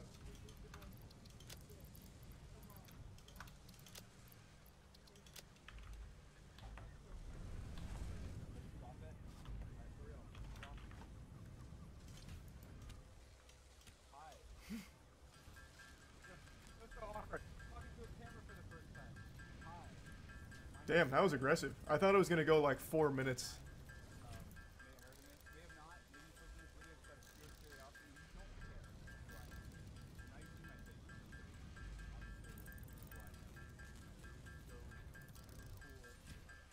Exit Prime 1 or Rebel. Is it my is the video itself quiet, or is it just me right now? Because I can't hear shit really.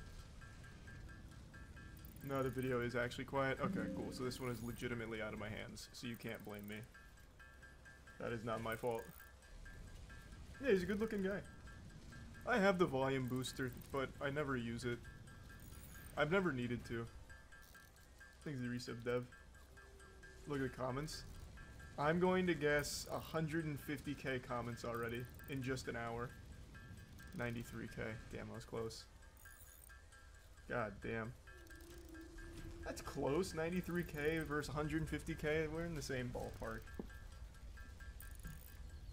It's only been an hour. It'll be 150k in another hour or so.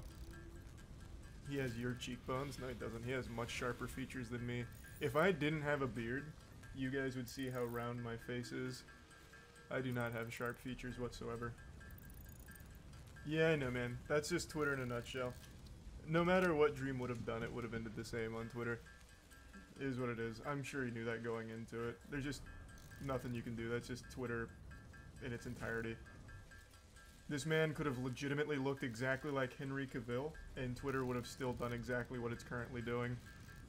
Would you cut your hair short again? I don't really want to. Not really. It's because all other creators were hyping him up like crazy earlier. Nah, it's because people just don't like him or the community. 100%. It has nothing to do with that. It's just people not liking him or the community. So now it's just like a dog pile. He's not a bad looking guy. Not even close. No matter what he would have done here, again, if this guy was legitimately a carbon copy of Brad Pitt, it would have ended the same way, just because they don't like him or the community. That's just the straight fact of it. I did see Ludwig's drawing. Ludwig had his pulse on it. Ludwig's drawing was pretty impressive.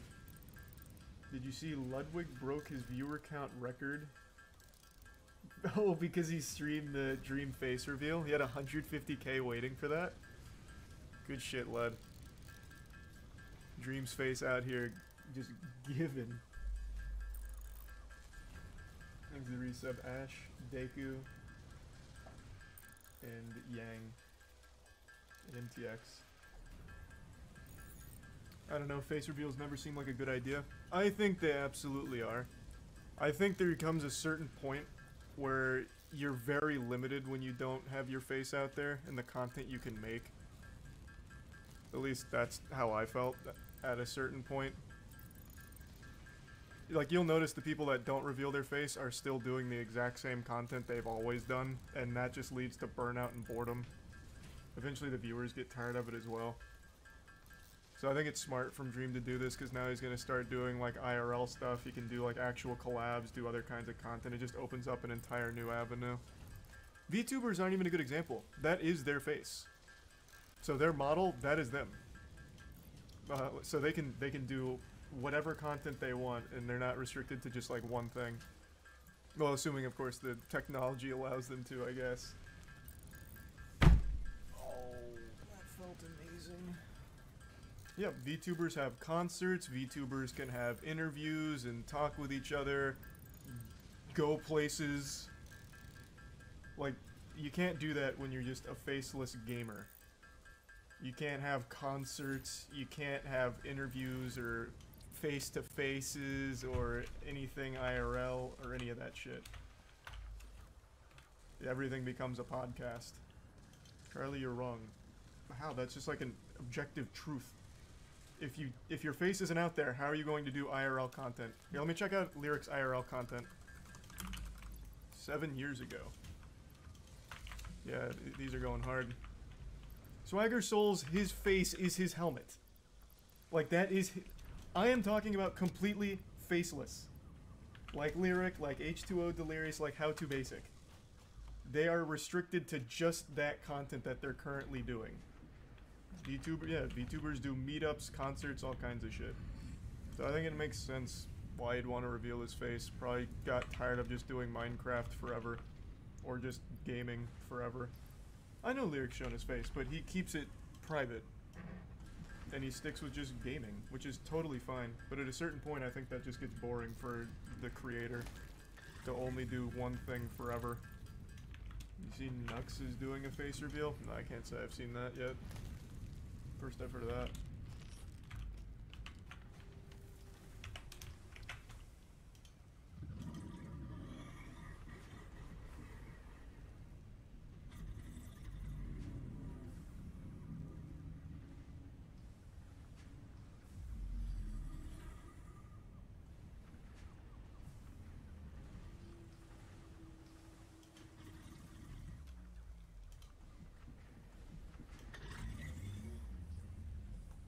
Hi guys, thanks for tuning in to another video on ForgottenWeapons.com. I'm Ian. I'm here today at the Institute of Military Technology, taking a look at some of their unusual and experimental firearms.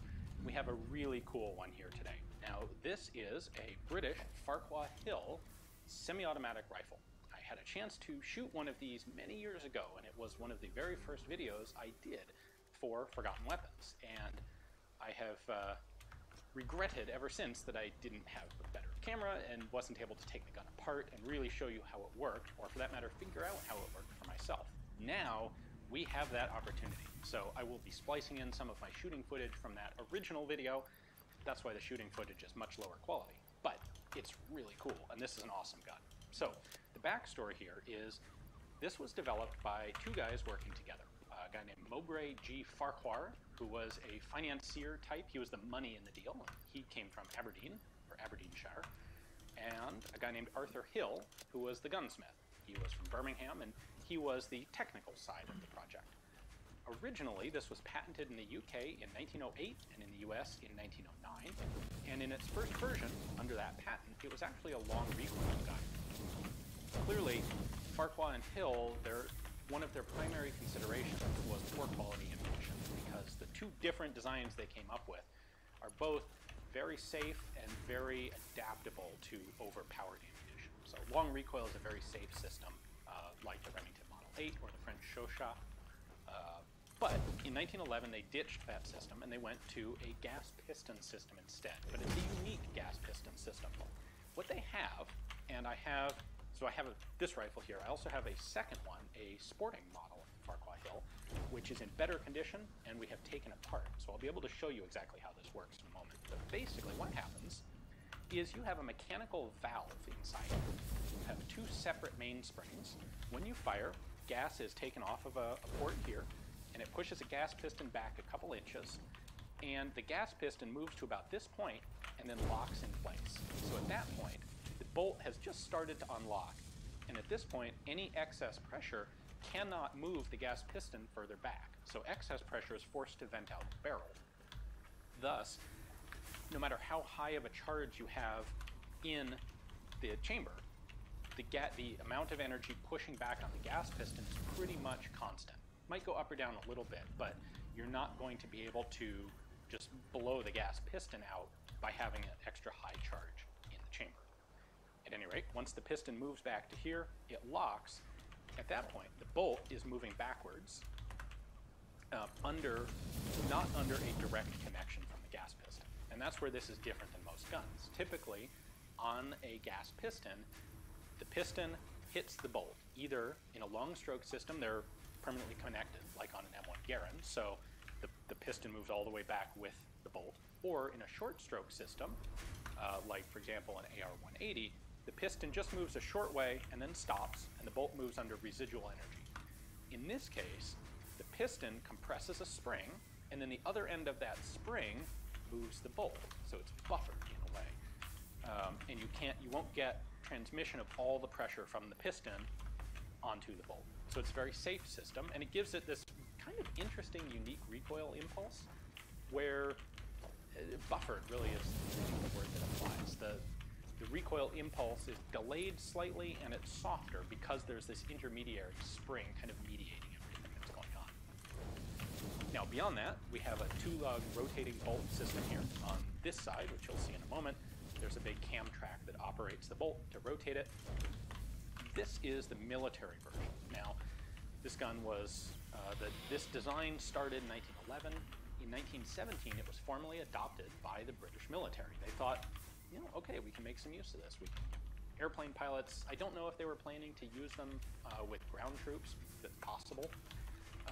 And 100,000 of them were ordered in 1918, but kind of like some of the late development stuff in World War II, by the time production was actually ready to get started, the war had ended and the order was canceled. So ultimately, very few of these were manufactured. The sporting gun is serial number 5, with a couple mixed parts up to 15. And we're talking a couple dozen of these, tops, not more than that. The military gun is unique for having a wood vertical front grip. This is actually kind of reminiscent of the Chauchat, and that may be where it was coming from. They may have wanted to allow fire from the hip, marching fire, like they had intended for the Chauchat and the BAR.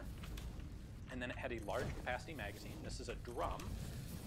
Magazine catches front and rear. It's a drum that holds 19 rounds. These are in .303 British caliber, which is what you would expect from the British military. Put that back back in there from here. There we go. I've actually seen a piece of the original web gear intended for these. It's a curved pouch or holder that sits on the belt and holds 3 more of these drums. So the trooper would have had 1 drum in the gun, 3 more on a belt, maybe a second pouch of 4 through 6, a fair amount of ammunition.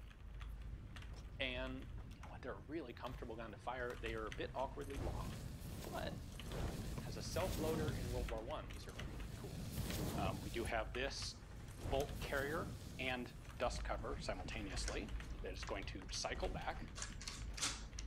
This locks open, and we actually have 2 ways to close this.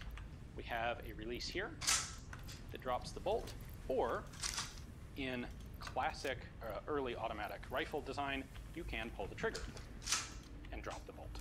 Either one works. If you pull the trigger to do it, your next trigger pull will fire the rifle. Now, we also, interestingly, have this spring catch here, which allows me to disconnect the bolt from the gas piston. So there is our operating rod and gas system. And now the bolt, it's locked open there. Now the bolt is just free to move as it will. This allows you to use the rifle as a manually operated gun. It's also kind of nice for disassembly because I don't have to worry about maintaining spring pressure on this. So. Now the drum here has, as I said, catches on the front and the back. Pull that out. Now this might have gotten more intricate had it actually gone into military production, but the way this is made right now, and this is drum number. Da si Boris s njim.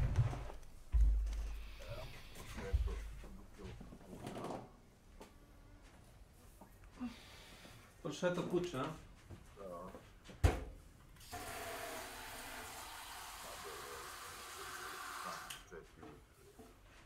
Do 4 si ostao budan. Ja ne nadi onaj pomp kuće ili četiri. Wow. Kako je vama zanimljivo?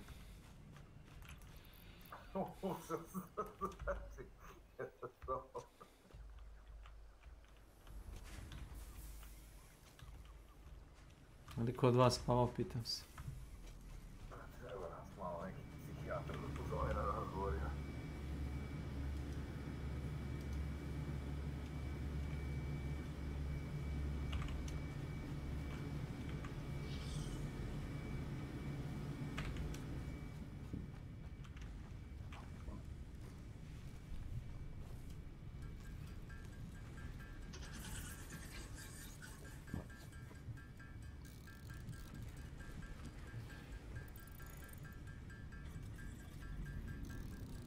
Ali Kesić nije baš u Linku, on je do 3 igrao neki 5M, ne? GTA.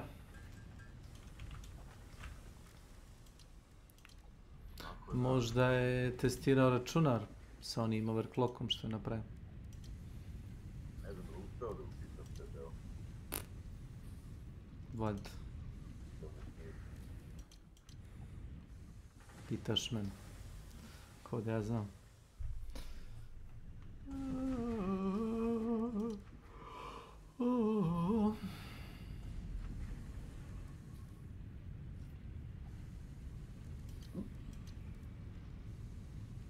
Tjelozubi radi, ja?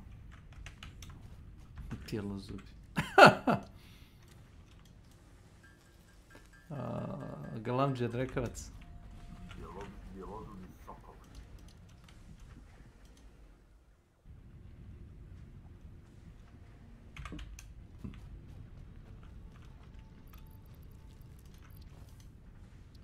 Ja mislim da radi. A on meni napriča za posao u 5 dana, ja ne mogu da povlačim. Sad, za to što on radi? Neće više da radi tamo, za isto to, kukuruz da meri vlagu, nije to, ne znam šta napriča. A onda sljedeća 2 dana se hvalisao s nekim parama, ja kažem, pa odakle ti pare? Kaže, radim, ja ga totalno nisam razumio, rekao radim u Zorki. Tog naglaska ja ga razumio, radi u Zorki, Zorka Šabac. Ne. U Zorki. Da, nego se ja razumio radi uzorka Šabac. Da. Kad si tamo, on kao šta ti mene pitaš, kad si tamo bre, on kao nešto tu, lupetao se. A onda kaže, moram da idem da radim, ne moram da idem da radim, pa kaže, tu za te vladi. Pa rekao, nisi rekao da ne radiš, a ne radim. O, brate, rekao, brate, šta pričaš? Ko će njega da uvati za glavu za rep? Znam, gde radi, šta radi. A jebem ga stalno da je mlatno mito i korupciju da pusti vladu. Povurećeo. A treba neko da ga driluje. Pa makar i ti. Samo kad se uplesnjavi ceo silo, već će neko i rok. Ima neko za muda da ga obesi, da ima da visi na lački sa silosa. Kad se uplesnjavi sve, što si propustio. To sam ja rekao. On kaže, ima toga masa, neće to da se primeti, velika je to količina. Ja rekao, jeste. Ali ti tamo radiš već neko vreme, a to se samo skuplja, pa to treba kad ti počne da buđa, pa oni se zapitaju ko bi to moglo biti, pa počnu da odmotavaju klupku unazad, kad dođe do tebe. Da znam. Nisu pare u pitanju. Što vučeš konstantno nekoga za nos, to će biti problem.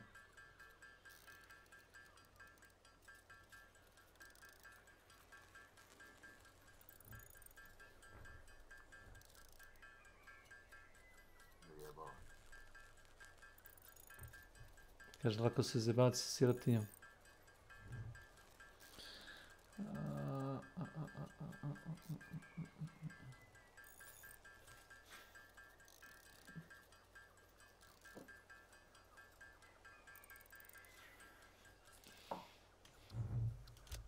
Kako je ovo nebuloza, da ovo sredi Sun Showdown totalno, ovo što sam uradio, nije mi jasno.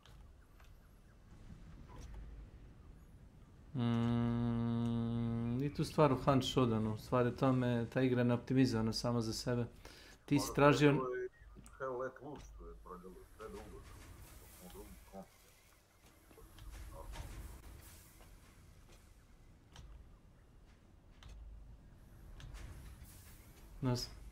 Nisam primetio da imam problema inače, tako da... Nemam problema, ali mene to nervira. Šta, dropovi frame rate? Da.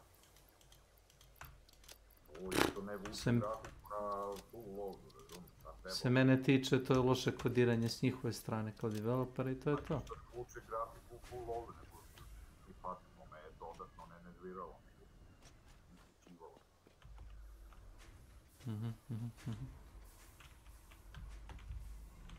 Isto komplikovano je restalo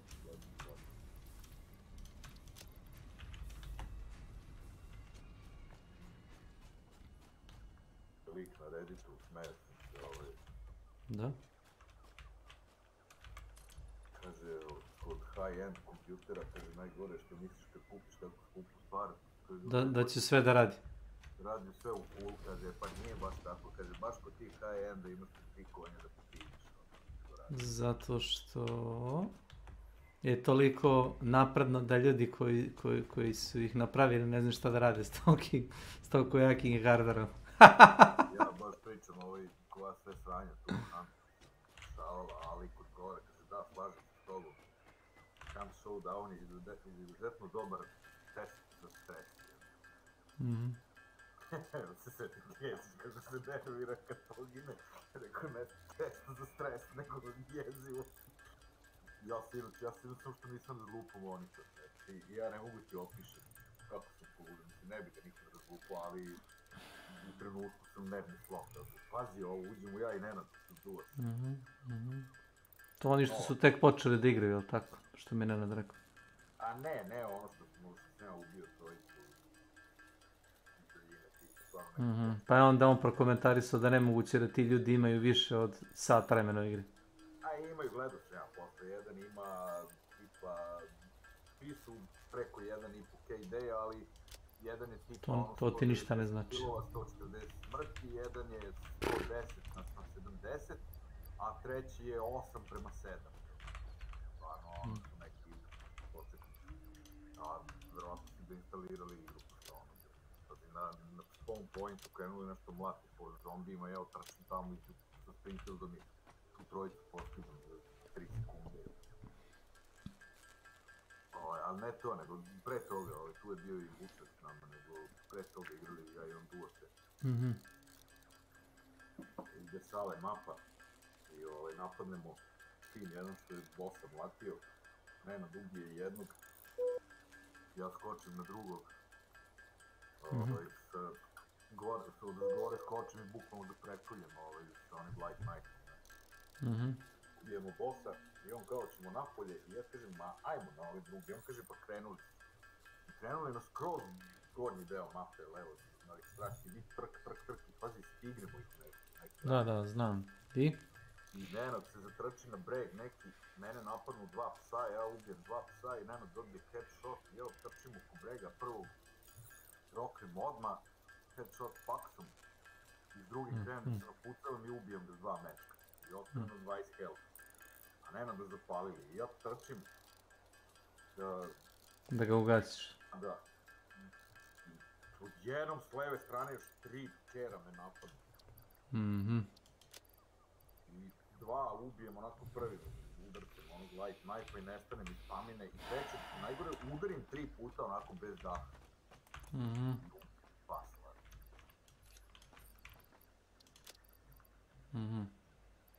I nikog nije bilo na mapi i ostadoše 4 leša sa 4 bounty-a na ekstrakciju.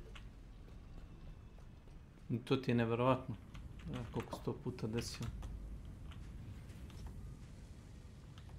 Juče sam gledao ovoga Grandfather Hermita. Ekipa sa Bounty im je izašla je. Ja sam gledao mapu dok su oni pucali. Znači gledao sam njihovu mapu, ono kad pritisne tab, gledao sam i timer. Ekipa s Bounty im je uzela Bounty, pucala se malo i izašla. A oni su se rokali, Hermiti ovi, rokali su se 3-3, da je jedno 10 minuta bilo pucanje. I ostane 3 minuta do kraja meča i krene da odbrava tajmer i negdje kad je udarilo skoro 2 minuta, Hermit izađe i ubije obojicu. I ja im kucam, nice fight, but you're probably dead. Zato što to je onaj Fort Karmic. To ti je manje više bliže sredini mape. Znaš.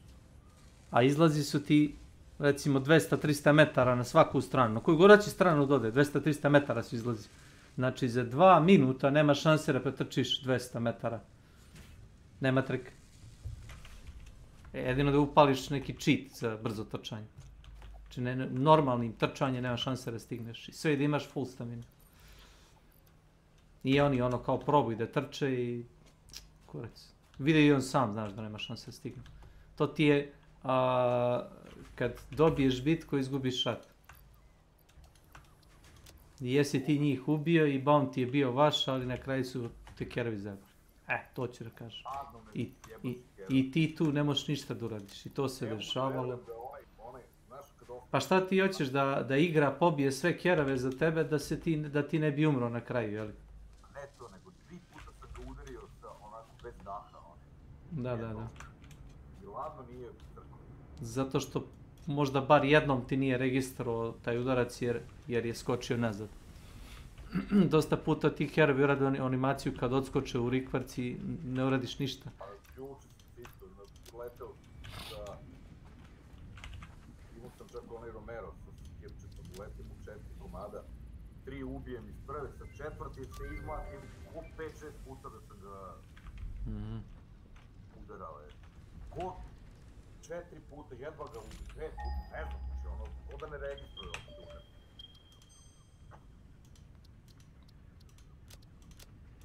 Nekad serveri laguju i onda se taj AI ponaša nenormalno, dosta znaš.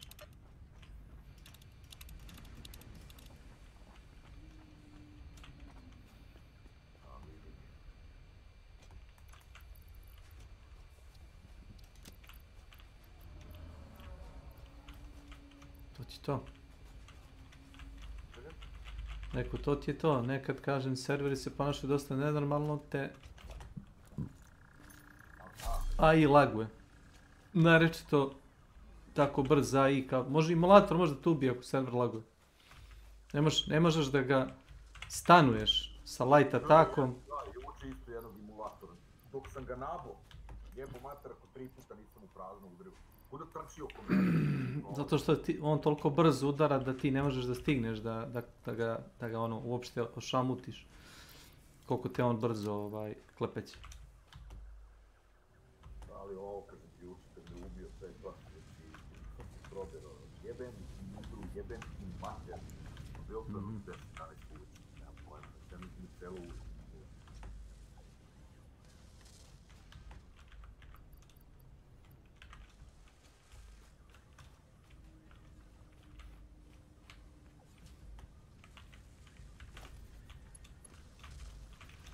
Kad preti nema bih pričao za onu trojicu početnika. Da, ispričao mi zato što je to ostavilo utisak na njega. Kad pre? Pa, bio on tu na kanalu. Iz prodavnice se javio.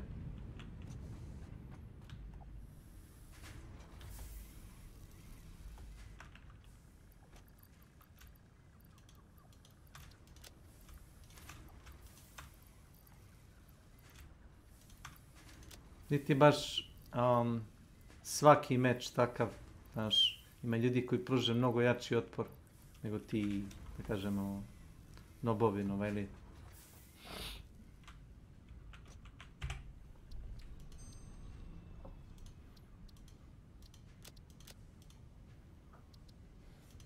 Imali smo 3-4 dobra meča, ja i kuće, baš dobro. Mlatili su.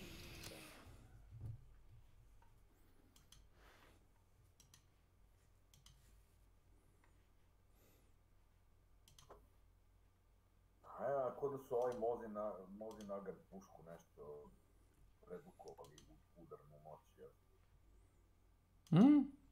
Već par puta sam probao da igram jebel mater, ono puknem lika, gornji deo, torzo, vrat, glavu, tu negde, nema pojma, ništa, ostane živio. Jednom, 2 puta ga pogodim, ono, nema logike. Nemoguće je baš u ruku da sam ga ovog puta pogađao.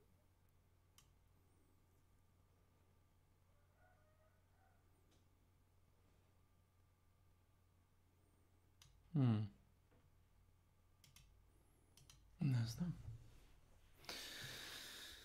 Ne znam šta ti kažeš. Kad ide taj update sa ovim smećem od drona i to? Pa ja se nadam uskoro. Pa se igra s tim smećem. Ima dosta mečeva koji zapadnu u taj neki stalemate kad se ništa ne dešava, kad obe ekipe drže uglove, jedan je mrtav, ovi pokušavaju da ga zapale, ovi bacaju choke bombe, ovi znaju da ovi imaju dvocevke pa neće da guraju, ovi drže uglove, saperkatom nišani vrata, ovaj stoji pored vrata sa šotkom i nišani u vrata, tako neke gluposti. Jedan se pomera konstantno i pokušava da nađe ugao dok drži drugi mrtvu poziciju kao ono kad Milan kampuje.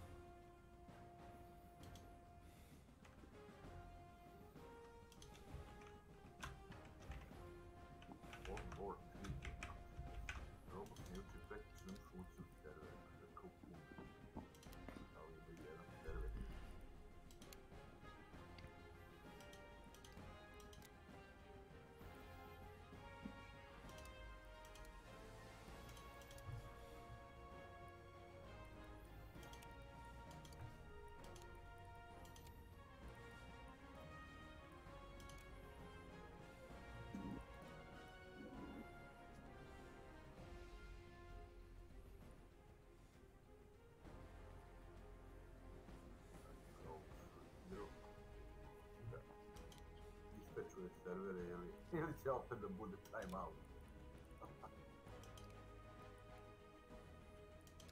Na koga misliš? Na World War 3. Da, opet time out.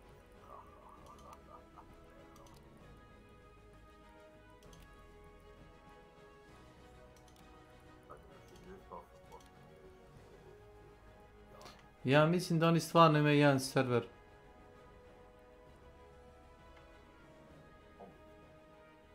I to ne više.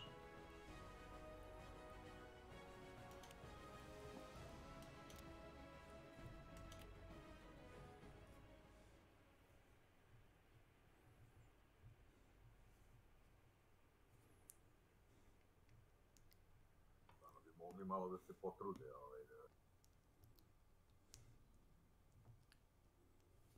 da otvore još koji server, jel? Što postoji nekakva baza zainteresovanih igrača.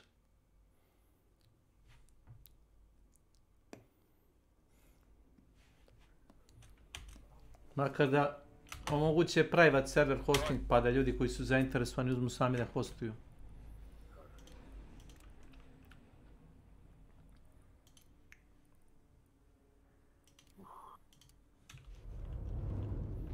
The enemy needs to get the hell out of France.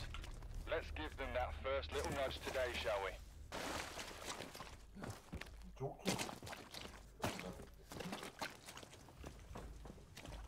Here we are then, soldier. When taking on elite troops, kill them as quickly as possible, then hope for tea and biscuits.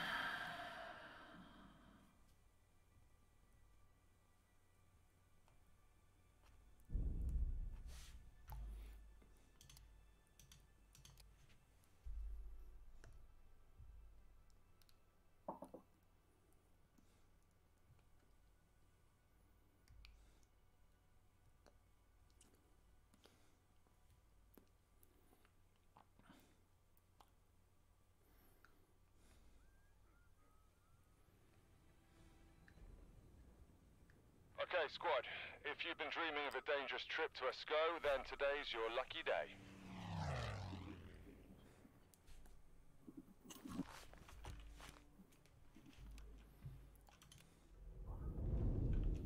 The oppressive occupation of France must be brought to an end. Let's see what we can do to get that ball rolling, shall we? Here we are, soldier. Watch out for these elite soldiers. They are not to be taken lightly.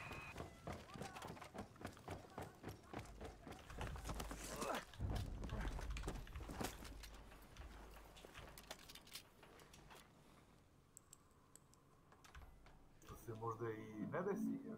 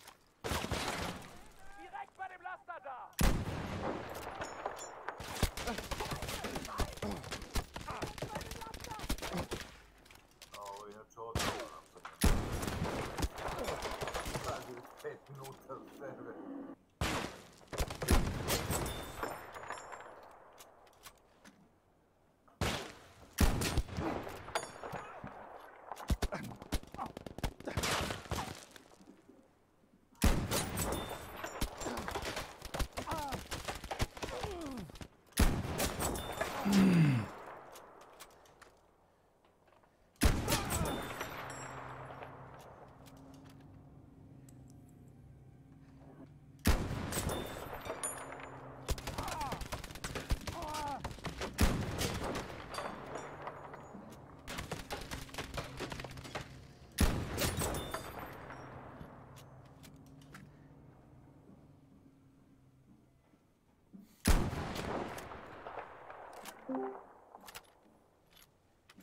se radi? Gdje je Dragana, šta ima? Evo, sad se budio. Gdje je stari? Tu je bio do prije 2 sekunde. Pa čudim.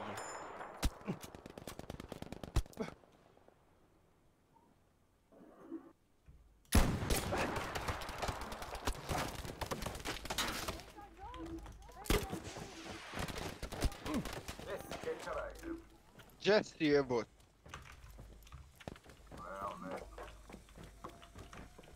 Ja se sad probudio jebot. Ajde kurer, pa kad si ti kad si se... Ajde u kurac jebote, ti igranje do 4 jebote.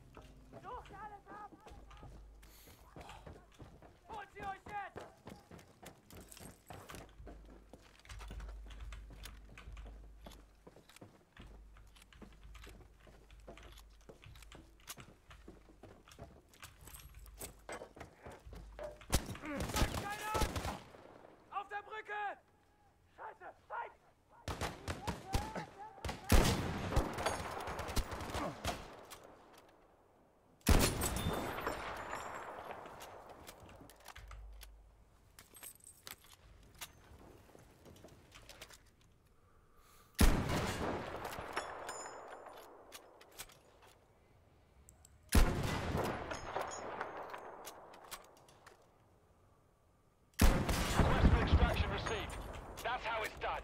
Bloody fine job today. Absolutely top draw.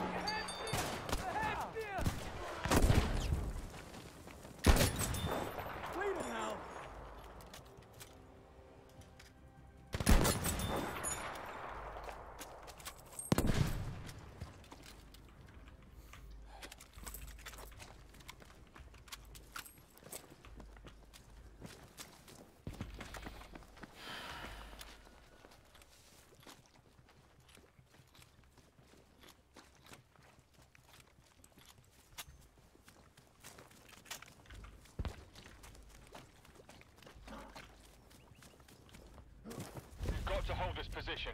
Dig in.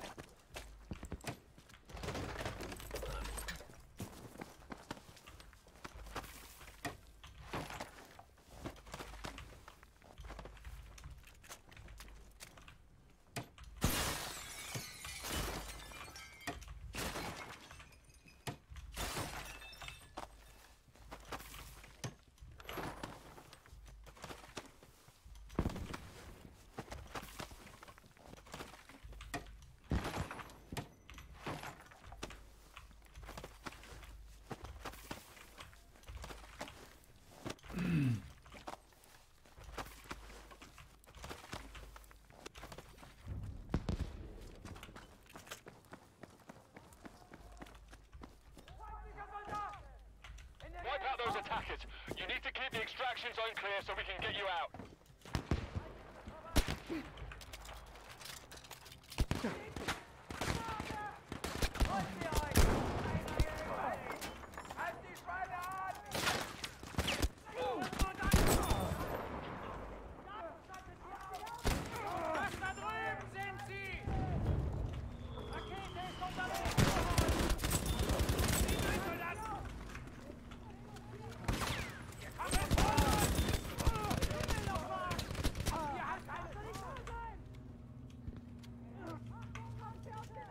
To get you. Stand firm and we'll bring you home.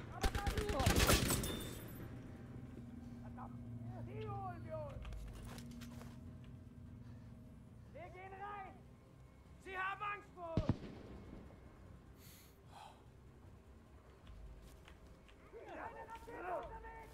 Gebt alles!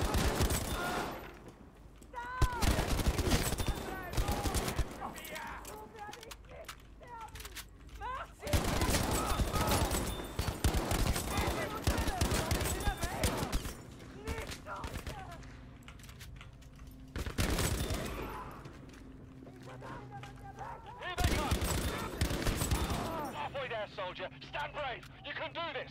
You're almost there.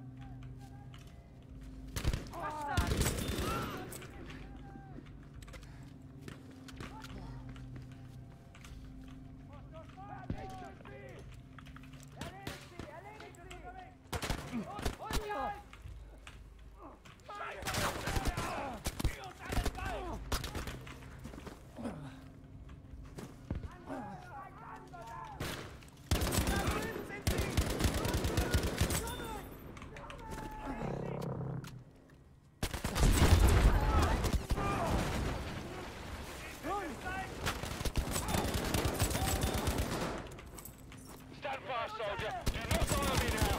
We're entering the airspace, and we'll have you home in no time. Just hold out.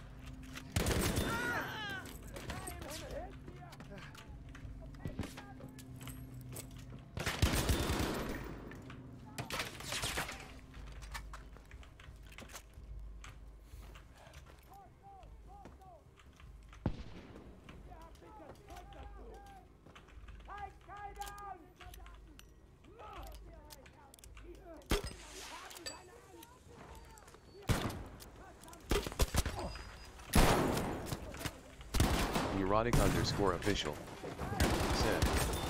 Glitch cat. Neurotic_official said. You dream breathe. There's a medal in the offing for you. I'm sure of it.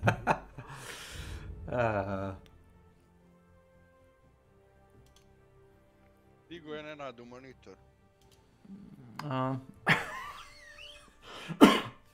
Nam.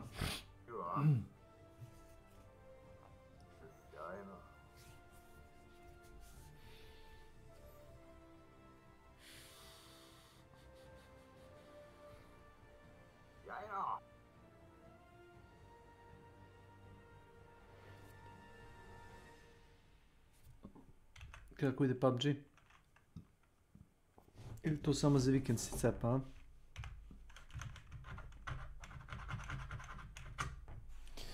Neurotic_official said. Keiko CAD. Neurotic_official said. Svak Iden Agramo. Neurotic_official said. Mazda I2 problem. Neurotic_official said. Prebis. Da. Kao ovi... Fire M. Kao ovi momci na kanalu, svaki dan igraju Hunt. To je problem. Momci su slučaj za psihijatriju. Ne, hoću samo da kažem da... Ne. Momci su teži oblik psiha.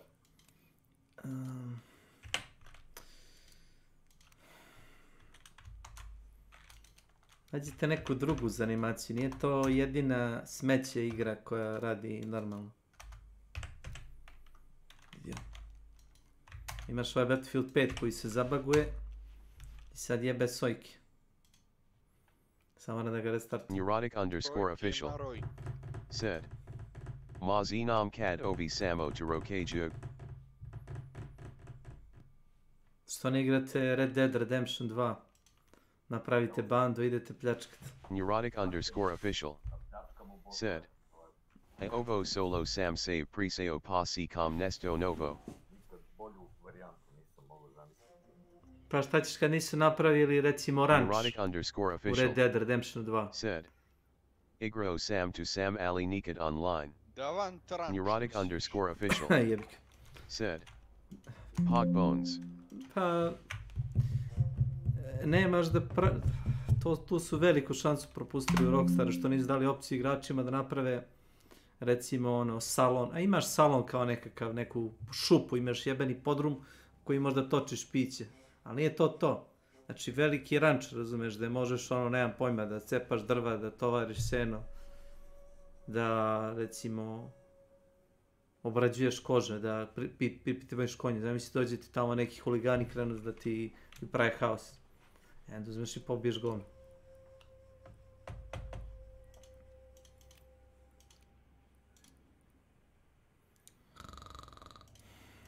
Kako sporo ide ovaj XP zao. Užas i promiskuiteta. Neurotic_official said. Tudo bilo by balje. Jeste. Bilo bi bolje. Ovako imaš samo kamp prikolicu i jednog starog dedu koji ti obavlja sve poslovi, to je to. I tu je velika prilika propuštena u Rockstar da naprave nešto od divlji zapad igre. Ratovi i bandi su sporadične čarke, ti radiš svoj posao, oni rade svoj posao, niko nikog ne dira. Kada je nekom dosadno ubije nekog, ta pucnjava traje 5 do 15 minuta, zavisi koliko je ko tvrdoglav. I onda svako svojim putom. A ovako, kad bi imao nešto opipljivo, kao što je rekao, kao svoju farmu, svoje imanje, svoj komad zemlje, gdje možeš ti da budeš gazda. I može neko da dođe da pravi nered ili da popije pivo ili šta god. To je posao. For too long. No more. With you, we take our first steps in liberating the people. Now make us proud. Okay then. Remember to exercise caution. You're not dealing with your basic enemy squaddy this time.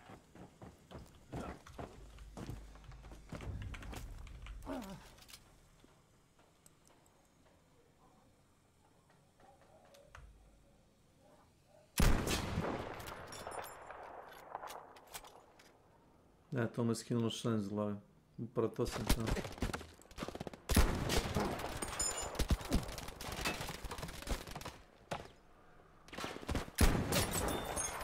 Idemo dalje.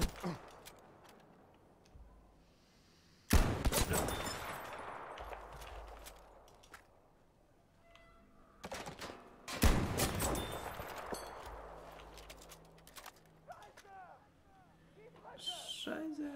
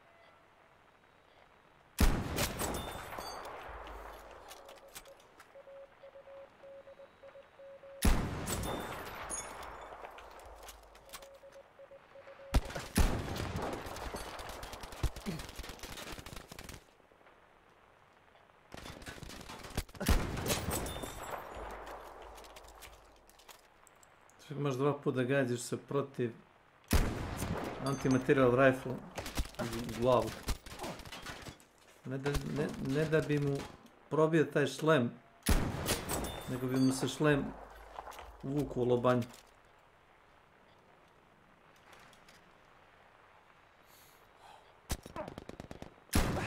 Opet da generik neki.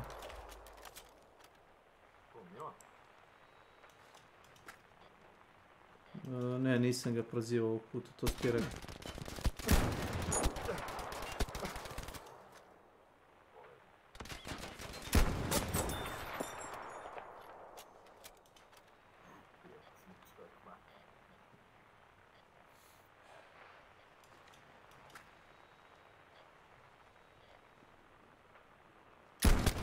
Hurry up and buy.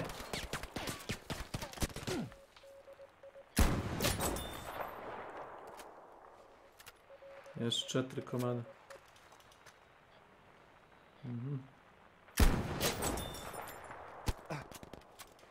Stup zajednice, a? Još koliko? 2 komada. Kurac 2 komada.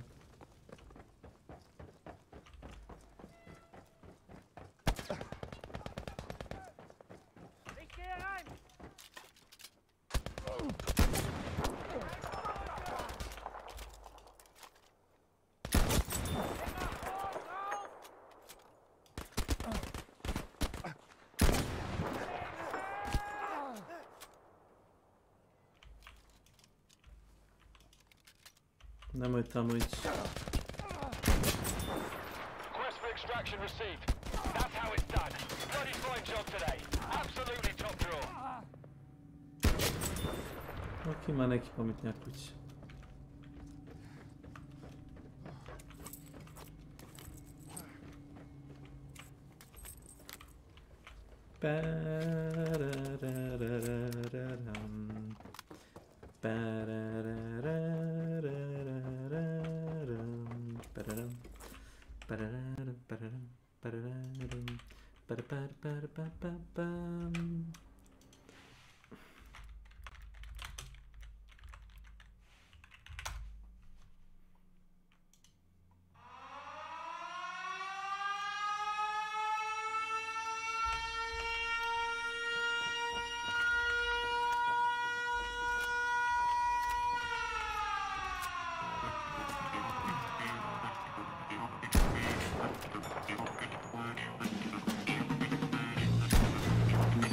Gaming Cage said, Commando soundtrack alarm.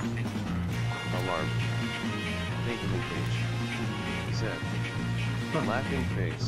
Gaming Cage said, okay. Badass snipes and angles nice. It's a old Soviet said, you're gonna smash them partisan soundtrack.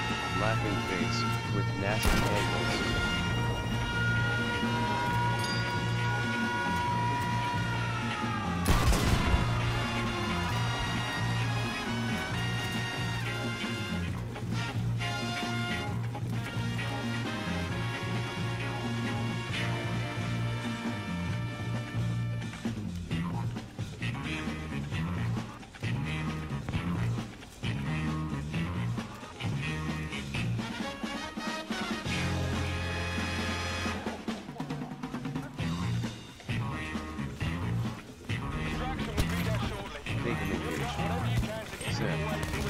Disco party in the knob. That's you. Bacon Cage said, Ruby Bagel.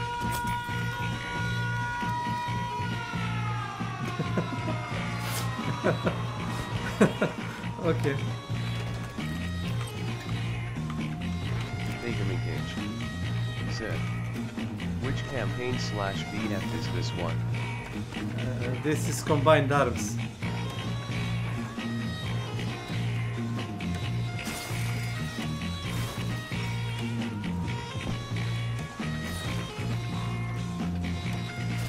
It's like survive enemy waves. Shit. You'll see.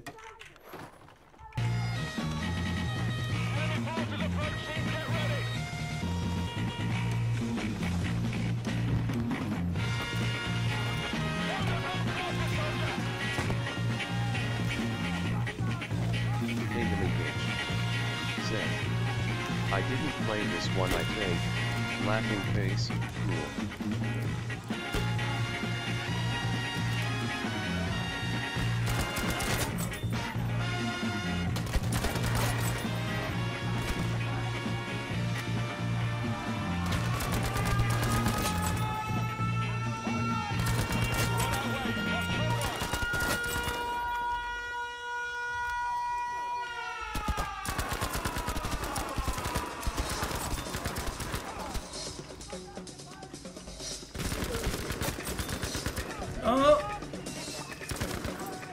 What? Said. https://catracoon.com/comics/behind-the-gift/candy-peddler. Thegamincage. What? Said. Remember that meme? LOL. Thegamincage. What the fuck is that? Said. lulhttps://cat-swenski.com/site/default/files/cotton-candy-girl-tumblr-size.gif. Oh, it's Thegamincage. it's kid on the Said. Candy Crush. https://www.youtube.com/watch?v=tro_oobhtcc. Thegamincage. Said. Me when the coffee kicks in. LUL. Thegamincage. Said. I found it higher quality too. Laughing face, nice. Thegamincage. Said. https://louisfloydhenry.bandcamp.com/track/ace-of-spades-juicy. Let's see. Oh.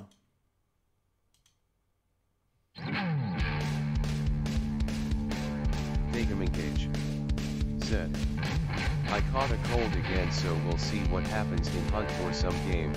Laughing face, GL. Thegamincage. Said. I wanna try some Bayonet or something, LUL.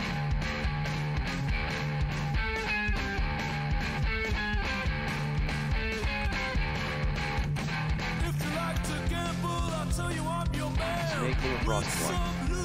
Said. Good luck with Bayo. Thegamincage. Said. Diablo 2 resurrected ladder 2 delayed one day. Sad face, laughing face, will play it in my next night shift. LOL hype for Rings of Power 2 new EP. Snake-Frost 1. Said. Don't take better move. Thegamincage. Said.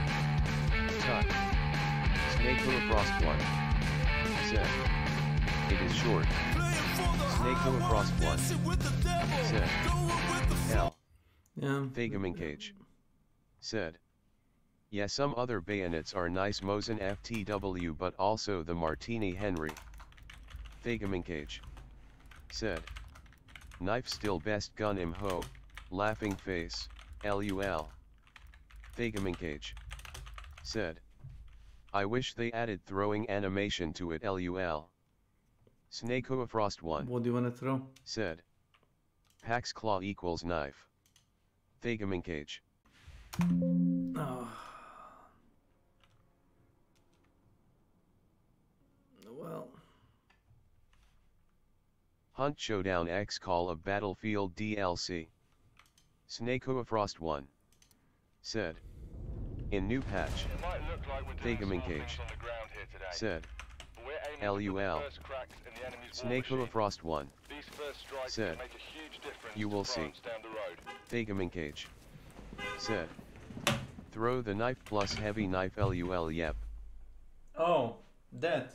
Yeah, I agree. Just a second.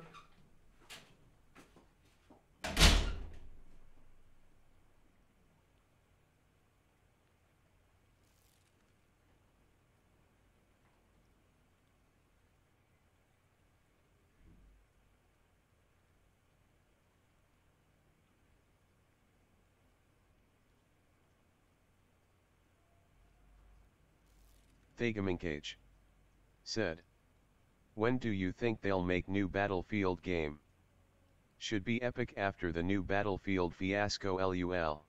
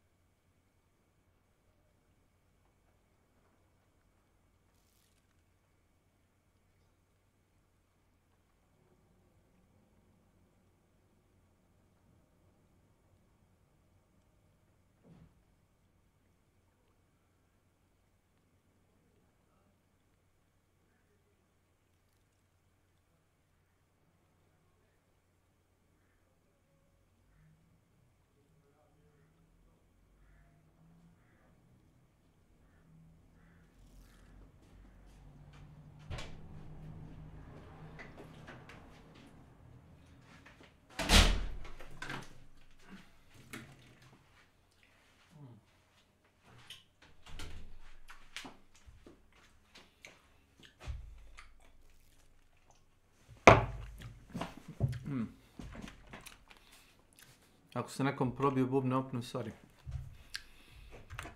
If Samir drums it were being blown, mi scusi.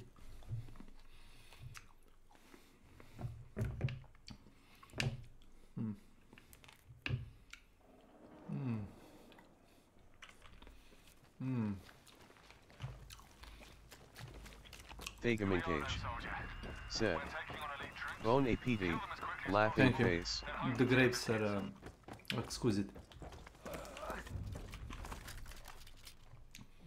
The XP for this rifle is atrocious. I like how the AI is not even like pretending it's walking.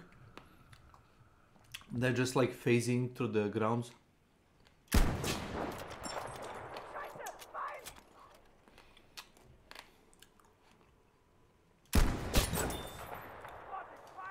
Thagaman Cage said, best rifle for that. Laughing face. We can shoot a tank with this. It shoots some kind of explosive ammo, I think. And the next upgrade on the passive tree is like armor piercing rounds. Who wants to die next? Sometime they just won't die. They will just get their, you know, helmets cut off, you know, blown off. Which I find weird, because this thing can penetrate a tank. And it just, you know, slightly taps somebody's helmet. Yeah, like...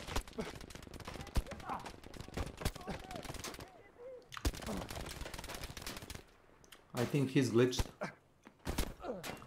He grabbed machine gun from a lying position, something like that.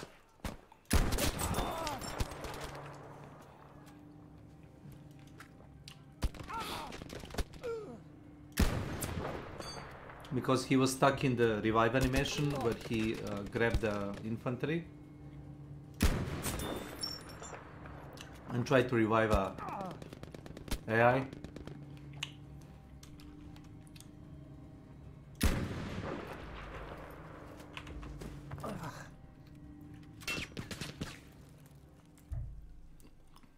I think the Gears of War developers, they fucked the thing up. Before the Gears of War and I think Halo, there weren't like many or like at all cover shooters. So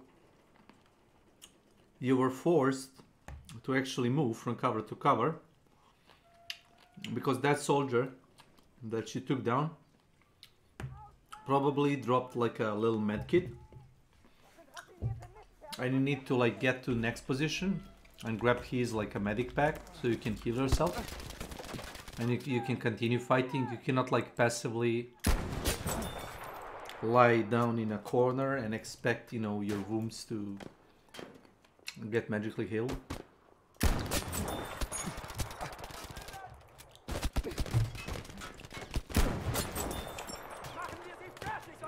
Thagaman Cage said, I'm Lil too old. Green Reagan. Thagaman Cage said, I'm too old. Seems canon LUL. I'm overthinking like too much of these games.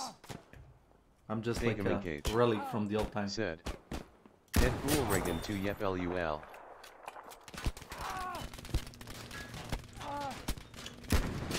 I know. I played the old Wolverine game, and every time you level up, yeah, you level up as a Wolverine. Every time you level up, you would get like magically. No, I also remember the difficulty of old games. Thagaman Cage. Yeah. Said, laughing face. Thagaman Cage said, there was a soldier game but I don't know the name of it. My uncle just had it, soldier.exe. Okay. Thegamincage Soldier of Fortune. Said. SOF. Sort of a mix between Unreal Tournament and stuff. Maybe it's a light tech engine. Said. From first level easiest difficulty the enemies would come non-stop. From many sides LUL. Thegamincage said. Only way to progress was to get medkits. Thegamincage said. It was sci-fi not Soldier of Fortune yet. Sci-fi. Thegamincage said. I know you could play a dude with heavy armor or the dudette with light armor but faster move speed.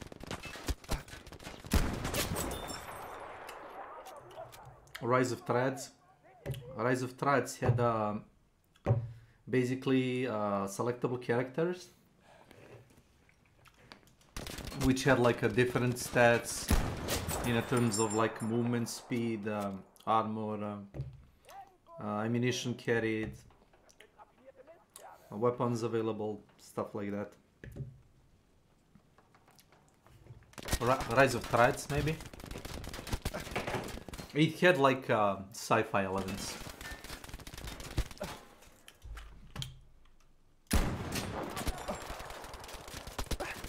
Or Return to Castle Wolfenstein maybe.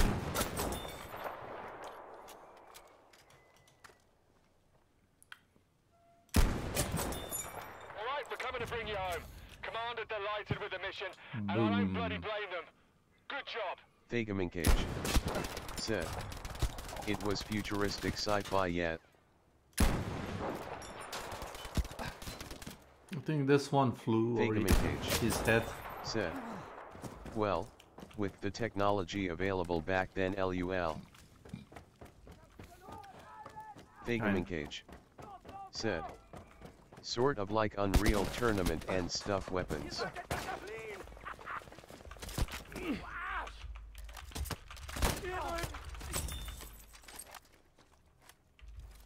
There goes his balls. Koji me zove? Yes, jebate. Nas to neće ti snimit podušavanje. Zato što samo na seriji 5000 Ryzena radi. A serija 5000. Otkud znaš? Pa evo sad mi je.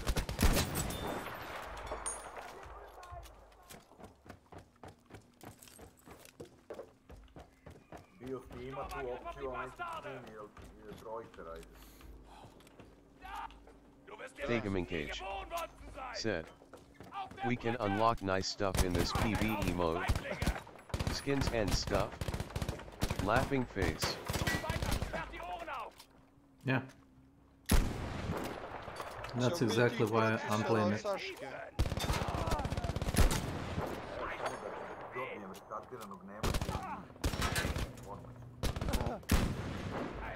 Će biti možda slučajno za mene. A ima 4 komade. Šta bi uzeo? Dobro, koliko si već obezbedi?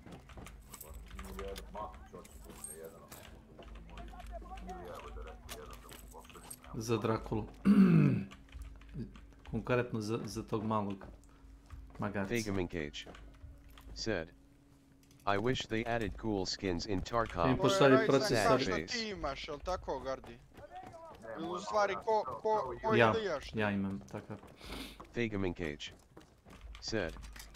And inspect weapon like CSGO/Tarkov many others have in Hunt. Showdown yet? You want to Laughing inspect face. weapons in Hunt. Thegamincage You wanna said. twiddle your knife. OFC I mean like the SLS Like silencer that. sniper skin from Hunt. In Tarkov. Ja bi to najvjerojatnije svakako Thegamincage uzeo jer bi možda said. pratio onda ovo Not neon green montirao. Hello Znaš, on Kitty ima sticker onu gun LUL karticu što Cybertech se ja koristio. 2077. I ostajemo onda samo rambe. Jebi.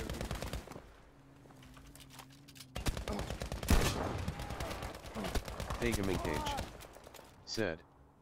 I mean we can sort of flip like Karambit LUL the sickle heavy knife in Hunt. Laughing face, with spamming F interact. To Gardi isto na 6 gara, jes? Well, then they could make animation. Welcome to the rice fields filthy Frank meme Karambit LUL.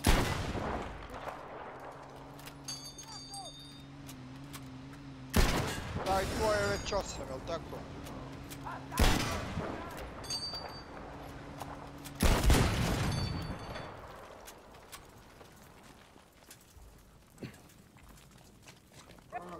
Thagam Cage. Said. Hatori Hanzo Karam Bit LUL.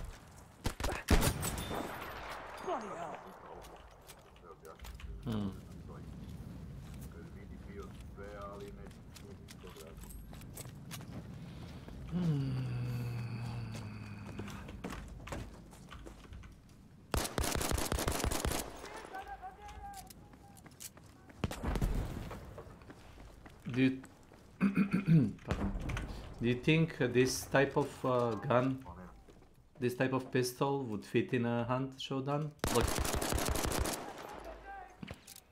you know, with like a nerfed, like a not maybe shooting speed, but you know, with an awkward animation where he like yanks the shit out. Thagam Cage. Said. Stainless steel do the cartwheel LUL Dark Souls Dark Wood Grain Ring FTW LUL. Thagam Cage. Said. The gun looks cool. It does.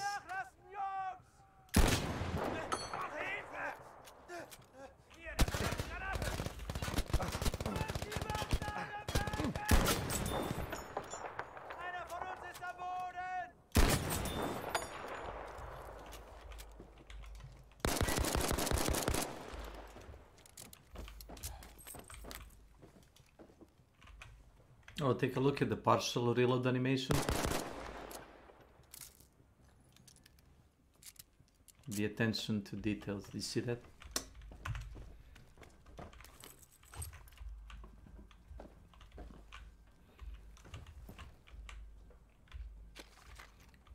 Thagam Cage. Said. Very nice. No. Thagam Cage. Said. What do you think of Marauders game?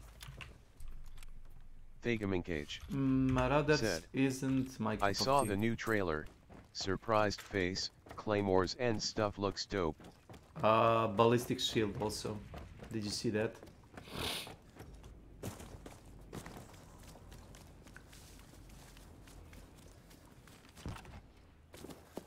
So, I don't know. Thagam Cage. Said. It's like But a friend told me they were bugged LUL, so they removed them. I'm kind of allergic to Thagam Cage. space Said, combat shit. I can't wait to see Molotovs and Claymores, or even just one of them first, in Tarkov. Laughing face. Wow. Thagam Cage. Said. Yeah, but seems nice imho. Tarkov in space. I don't know. Thagam Cage. Said. Same with Dark and Darker. Laughing face. Tarkov X Skyrim / Dungeons Pioneer. and Dragons / Lord of the Rings LOL. Did you watch the Thagam Pioneer? Cage. Said. Gandalf 420 MLG Blaze at LUL Wizard PvP. Did you watch the Pioneer? Yesterday the Hermit showed us a trailer from the game, and it looked like a Stalker / Fallout 67 Thagam / Said. Metro. Too bad we have to wait some while to play it 24/7. Sad face, laughing face, dark and darker. Thagam Cage. Said. Nice. As soon as we can. I'm in.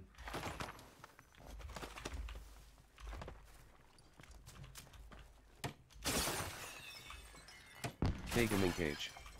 Said. Will it be on Steam? Will Tarkov be on Steam?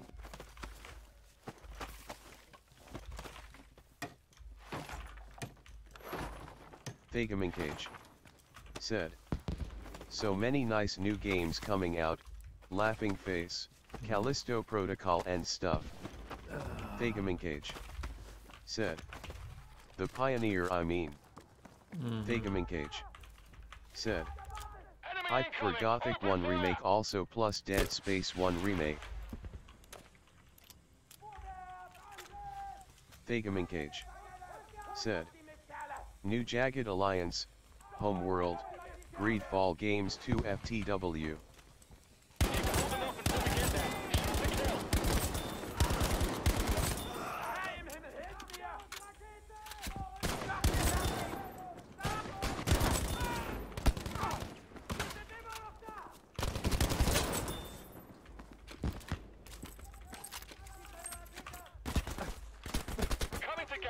Wow.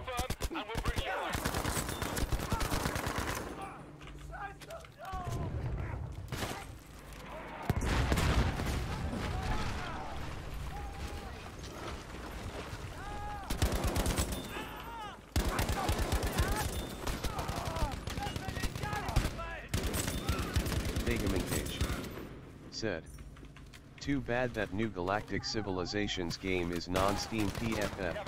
Straight face.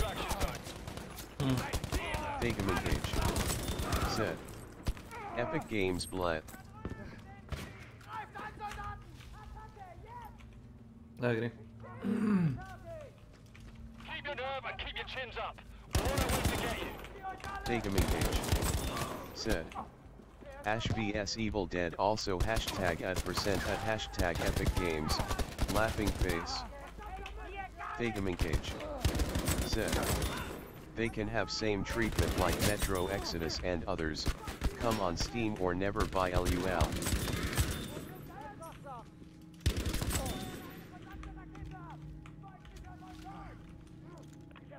Here they come!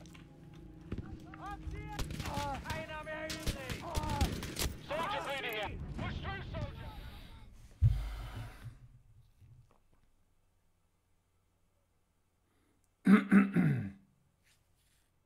Boom. Thagamincage said, what do you think of Dune Spice Wars new multiplayer, surprised face? Thagamincage said, I hope they add multiplayer also to Starship Troopers new RTS and Stargate Timekeepers, laughing face. And there was an old game called Dune 2000. It came out before Command & Conquer Generals, and I think they share the same graphic engine, if I remember correctly. And remembering how the graphics, I never played it, but remembering how like, the graphics were good. Said, I loved the old Dune RPG and RTSES, laughing face. So, old game was good, but you know, wait a minute.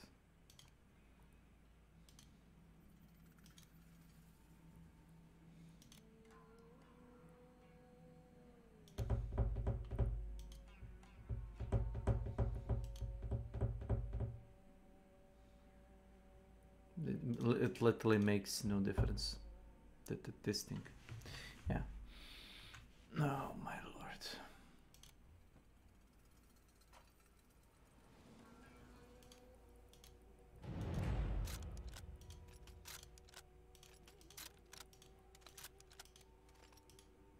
Neurotic_official said, glitch cat. No, this is anti-material rifle.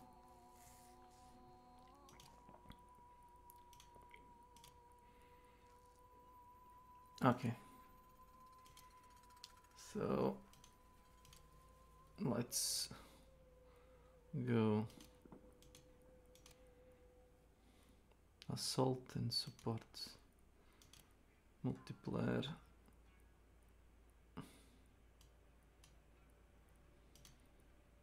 Search.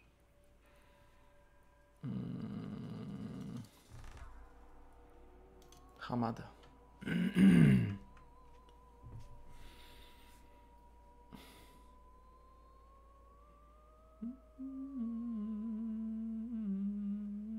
Thagamincage said, hello at neurotic_official, laughing face. Neurotic is a big fan of PUBG. Yeah.